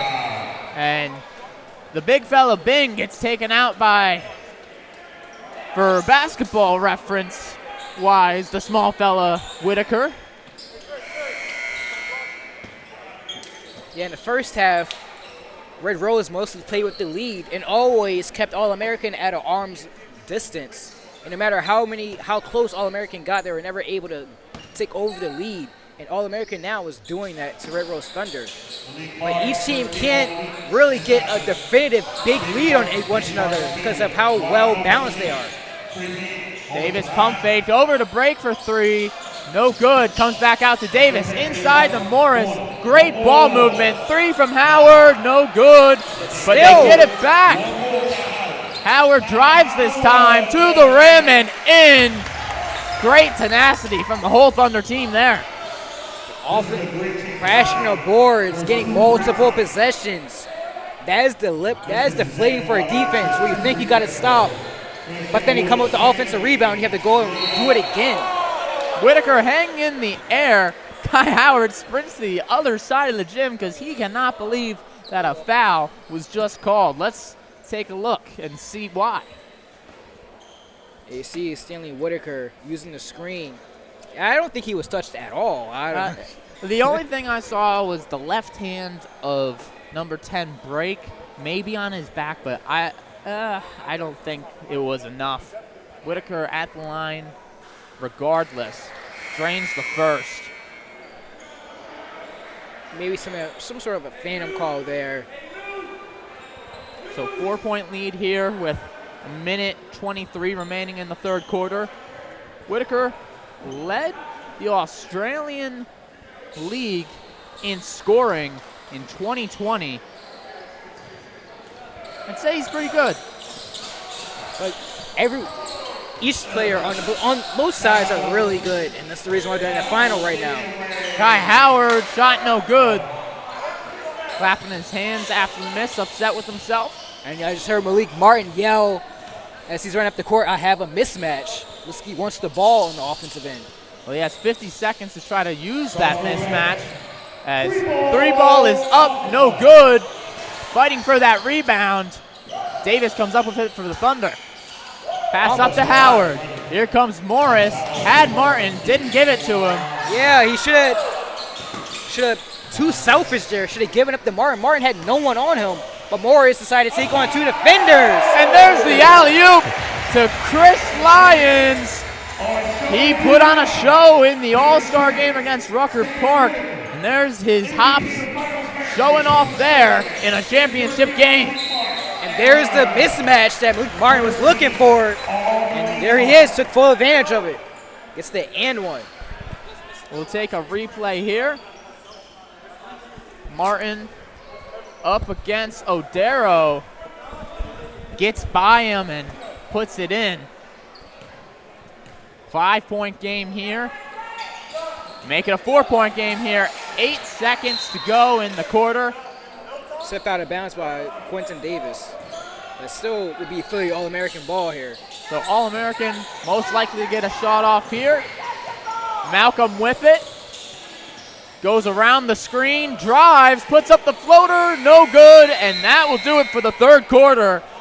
The tide has swapped. The Thunder leading by 4 at half. They now trail by 4 heading into the 4th and final quarter of your championship game.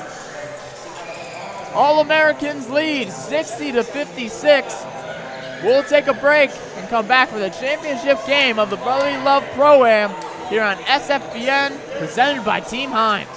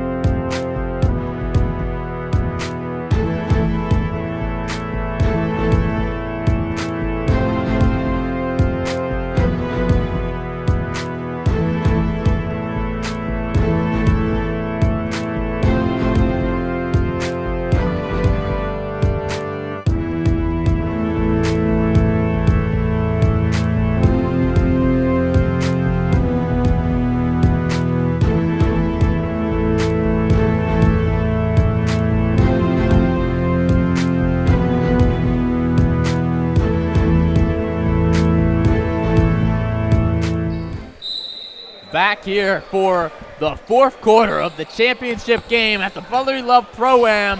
60-56 lead for the All-Americans who have the ball. Butler, pass over to the corner. 3 no good for Odero. And that'll be Red Rose Thunder ball. Yeah, only a 4-point game. But it's the 4th quarter, so it's getting close to that Elam ending in crunch time now. Guy Howard, hand off to Morris. Looks like we have a drawn play design, but it gets locked up by All-Americans. Pass over, almost saved, but All-Americans with it. Whitaker running through traffic, gives it to Hall for 3, no good, long. Too strong. Davis keeping it in. Here comes break, pass over to Howard. Goes through the body. Can't finish. No foul. Lions saving it. Hall comes up with it. It's chaos on the court right now. Look at Kai Howard. He quickly recovered there, stopping that fast break opportunity. Odero finally converting for either side. That was a wild sequence there. 62-56. Even though Philly scored there, Kai Howard ran full court here to stop that fast break. Pass over to Morris, inside to Martin. He said it was a mismatch earlier. Let's see if it reigns true, and it does. Martin with the contested shot there. Martin wants this matchup and is actively wanting the ball. Wasn't even bad defense there from Odero as he gets the ball back. It's been the story of this game. Sometimes hook shot there. Don't see that often. Especially not in that fashion either. Yeah, perhaps the miss was the reason why we don't see that often, but Whitaker gets to the lane, finger roll. 6-point lead still for All-American. Here comes break, getting to the rim. He gets contact fouled. and fouled. Heading to the line, we have Terje break as we take a look at the foul. Break. He gets fouled on the play. It was a good call by the ref. So they often don't get credit from a lot of the time, so they give them credit when they get it right. Yeah, a thankless job as break misses the first. Played his ball at St. Peter's University, the Peacocks, from Coatesville, PA. After missing the first, second is up and misses that one as well. But Davis gets the rebound. But he misses the slam. Multiple opportunities for the Thunder. But he Davis takes out his frustration on the ball on the other end. Yeah, did not let the last play phase him. Blocked it out and mentally moved on to the next play. But just like when I'm talking about Davis, stand back, Whitaker for All-American gets the and one on the jumper. Let's take a look. You know he's taking the jumper. Was the contact there? Debatable. Tough angle. You know, we just talked about how being a ref is a thankless job, and this is one of those thankless moments where you gotta go, I don't know about it, but Yeah, so timeout here. All-American in the lead. And some serious frustration from the Red Rose Thunder bench. Yeah, I'm also looking at Watson over there because he stood up and I thought he was getting ready to. I thought he was getting ready to get into the game, but he's still been stretching there, so maybe he's not ready to come in yet, or that injury is more severe than I thought. So when they come back, the and one opportunity for Whitaker could make it a 9-point game. Lead sits at 8. The largest lead of the game for Philly All-Americans. 6:40 to go in the fourth quarter. Remember, Elam ending, so first stoppage after 4 minutes in the fourth quarter. Add 8 to the leading score, and that's your target score. And with a game like this in a championship, you know that final basket's going to be so intense as Whitaker drains the free throw. Yeah, and you saw Kai Howard visibly upset, and the team trying to console him. They're so I wonder how he'll react here. He reacts instantly by getting a bucket.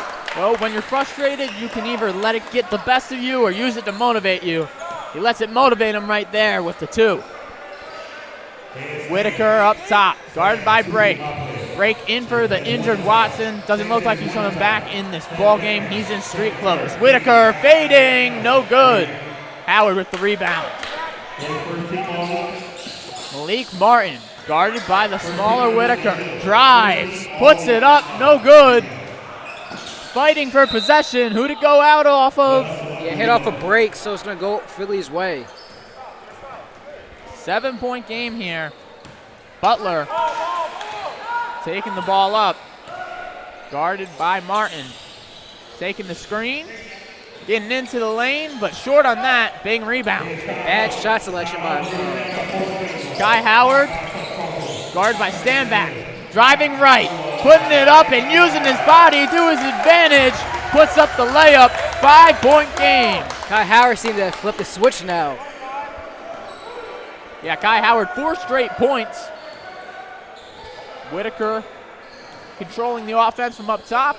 Run a play for Stanback to get open. He drives. Don't see that often. He Rejected by Davis.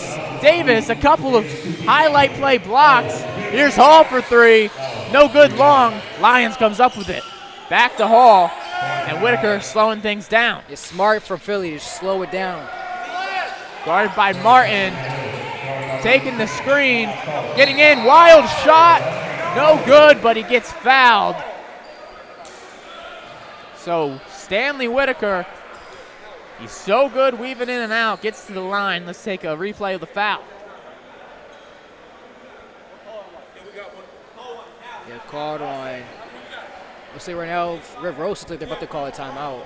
Yeah, so remember, first stoppage after 4 minutes sets that score as the first free throw missed. Crucial at a time like this. Timeout called. So strategic timeout here because it won't set that target score until after 4 minutes. So trying to get the best score possible to end with. So 4:14 on the clock, 67-62. Whitaker still has the second of 2 free throws to take. 5-point game here. It also seems like Kyle Howard just needed a break because he came over to the sideline just saying, I need a minute. He was gasping and breathing really heavily, so maybe that was also just having to recover his stamina. Well, the guard rotation is now all of a sudden really thin for the Thunder.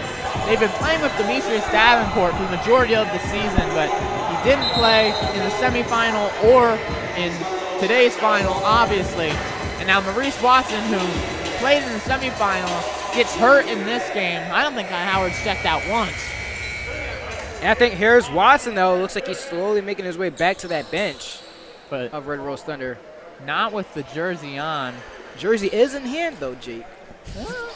Maybe a little Willis Reed action, hopping out the tunnel to save his team in the No, finals. he's out. He slammed it down. Slammed it on the chair. He's out. So Well, he does it not was look fun happy. while it lasted. Not for Watson, obviously. I meant the, producer Sean just giving me a look. No, it was fun to daydream about it. Gosh, I don't want injury on anyone as free throw goes in. Break. Thought he got fouled. Passes off to Martin. Inside the Bing. Bing gets a wide open layup. 4-point game. Target score going to be set very soon. And boom. Stoppage. There it is. Not sure the reason for the stoppage. Did someone call a timeout? I didn't see it, Greg. I didn't see it either, but it looks like All-American called a timeout. All right, so All-American getting the timeout off. So do you agree with the decision, knowing the rules, knowing you add 8 to the score? All-American had the ball, so target score will be set for 76. Whoever gets to 76 first will win this championship. With a 4-point lead, you could make it 78 or even 79 if you go score before the next stoppage. I mean, you run the risk of Red Rose getting closer. Do you agree with their strategy here? Of calling a timeout? Yeah. Normally I would just have them just play it out, but because especially since Red Rose literally just called a timeout, so I would like them to thought they would just keep playing, because as we get closer to the crunch time, and if this game gets even closer, you want to save as many timeouts as you can, so you don't want to just keep burning them. So it is interesting that they took a timeout in that exact moment right after Red Rose took one of their own. So target score set. Whoever gets to 76 first will win the Brotherly Love Pro-Am, and they will be featured in the TBT tournament next season. Lots at stake here. Malcolm over to Corbett. Hands off to Stanback.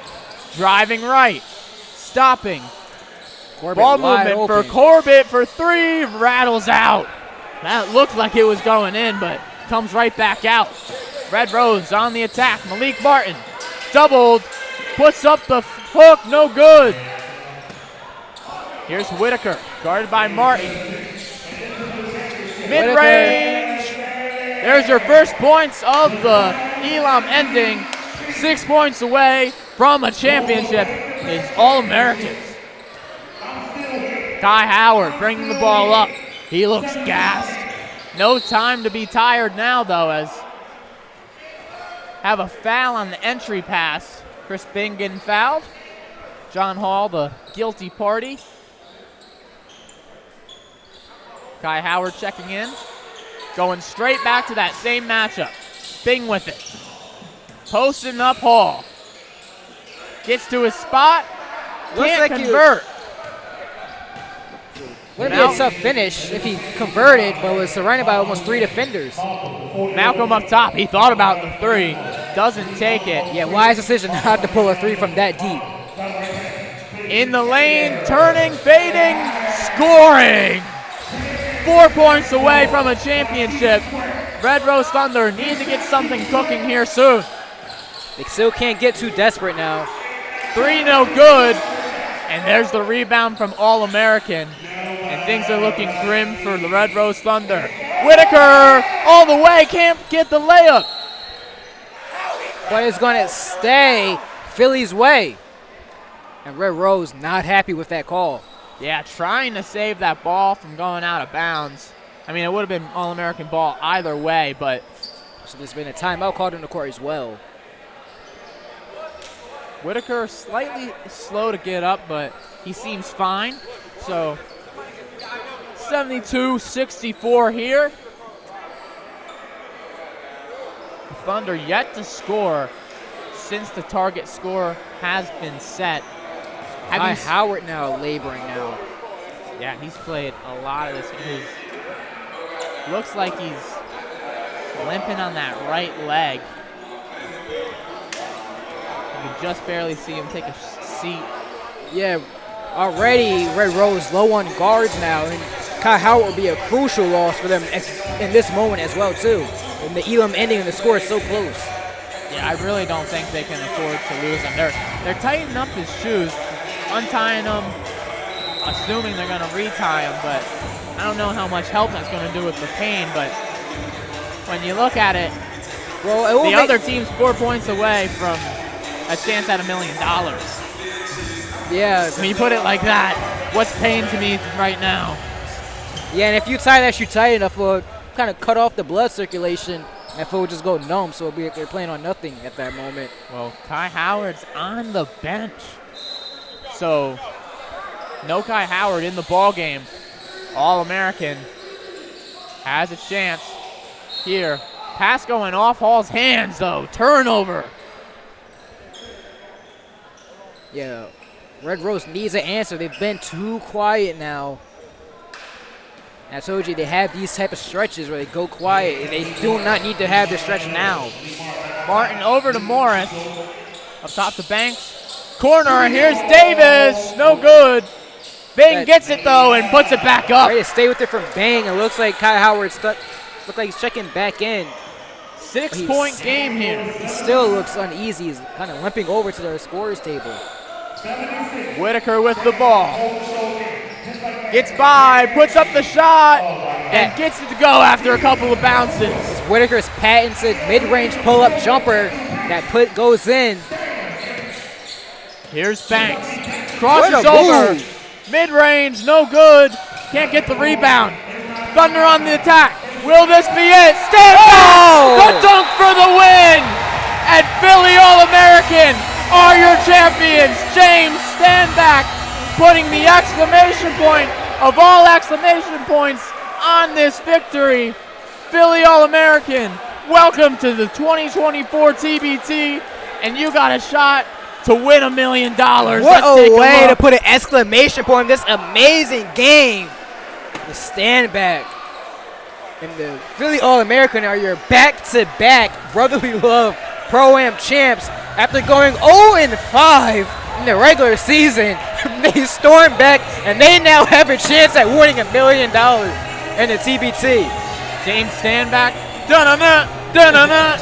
That was a Sports Center type play as All-Americans come up with the win, 76-66. Who would have thought the 10 seed, the lowest seed possible, 0-5 in the regular season. They are your defending champs, not only from last year, but you're your current champs right now. They pull it off. What a way to end the season for All-Americans.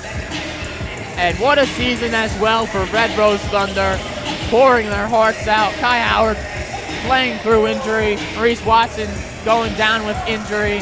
Obviously very emotional there, getting to that championship game.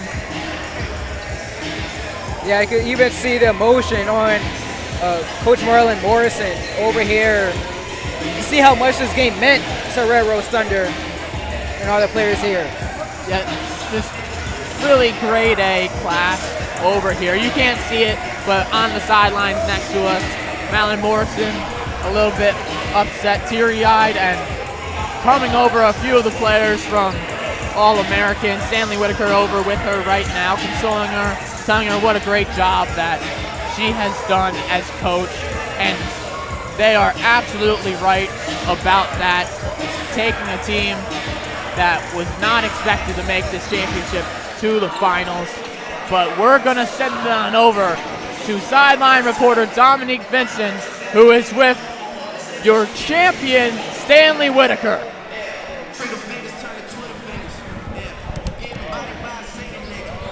Hello, everyone. I'm Dominique Vincent here with Stanley Whitaker. Here you guys are again. You guys are the winners of the second and the third Brotherly Love Pro-Am. Tell me what that feels like right now. Oh, man, it feels good, man. I'm just happy for Stan, honestly. Like, he put his blood, sweat, and tears into the team, into the league, and just really being a real coach. So I appreciate Stan for the opportunity, the trust he give me.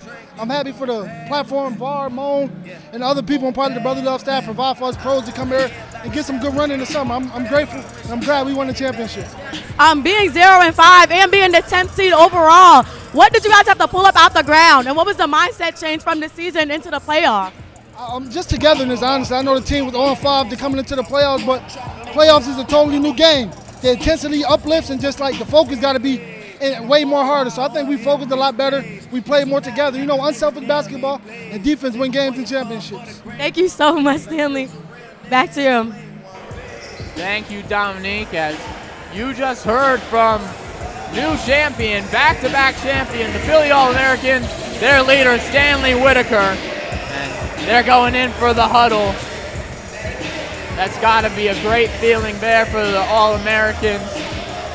They're heading to the best tournament in basketball. The basketball tournament.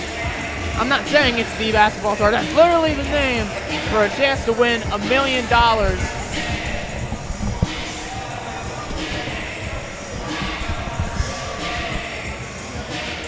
What a great season it has been for the Brotherly Love League. Let's take a look at the bracket and how we got here. What a great regular season and playoffs. Here's the bracket. You have that first round. You can see 10 seed Philly All-Americans advancing against the 5 seed Blue Magic. Red Rose Thunder got a bye. They defeated Team Original in that second round. Philly All-Americans upset the 3 seed Coach Tone Elite. Then in the semifinals, Red Rose Thunder 66-62 victory over Chester. And then Philly All-Americans winning against the 1 seed and then winning here tonight. Now Dominique Vincent, our sideline reporter, she's given us a special treat, a second interview, head coach for Philly All-American. Hello, everyone. I'm back here with Coach Stan. You've led both teams to win the second and the third Brotherly Love Pro-Am. Tell me what that's like and what you're feeling right now in this moment. Man, I'm feeling a lot of emotions right now because, to come from where we came from, 0-5 during the season, everybody pretty much counted us out. But I just want to give God all the glory, all the praise, all the honor, because without him, we can't do this. And so, and those guys, man, I keep telling people as a coach, coaches are overrated for real. The players is the ones who have to get it done on the court, and those guys did it, man. We had a lot of adversity. Guys came, guys quit, guys came back, but we stayed the course, and we put it together, and we won another championship, man. It feels phenomenal. What was the conversation going into the game, and did it change throughout the game, or was it just consistent?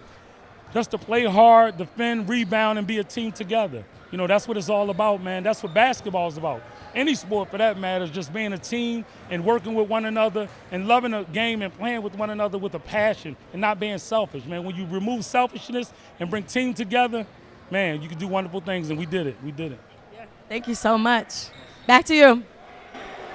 Thank you, Dominique, and great perspective there from Coach Stan. I mean, you hear that? Coach is overrated? Coming from the coach that just won the championship? I mean, very humble over there. He was last year's Coach of the Year, and you see why. I mean, they won last year, they win this year, and now, although it's blocked off a little bit from your view with people standing in front, the whole squad for Philly All-Americans sitting in front of the Elam ending where it says 2024. That signifies their birth into the TBT, the 2024 tournament next year. The current one is going on, and they'll be playing in it with a chance to win $1 million. Just a really special moment here for all the players from Philly All-American. Yeah, it's nice seeing all the emotion on the players on each side, the winning side and the losing side, because it shows you how much this meant on both ends and how much they really wanted to win. And to see the trophy now being sent to Coach Stanley Johnson. Yeah, Coach holding up the trophy. Well-deserved trophy and dominant playoff performance.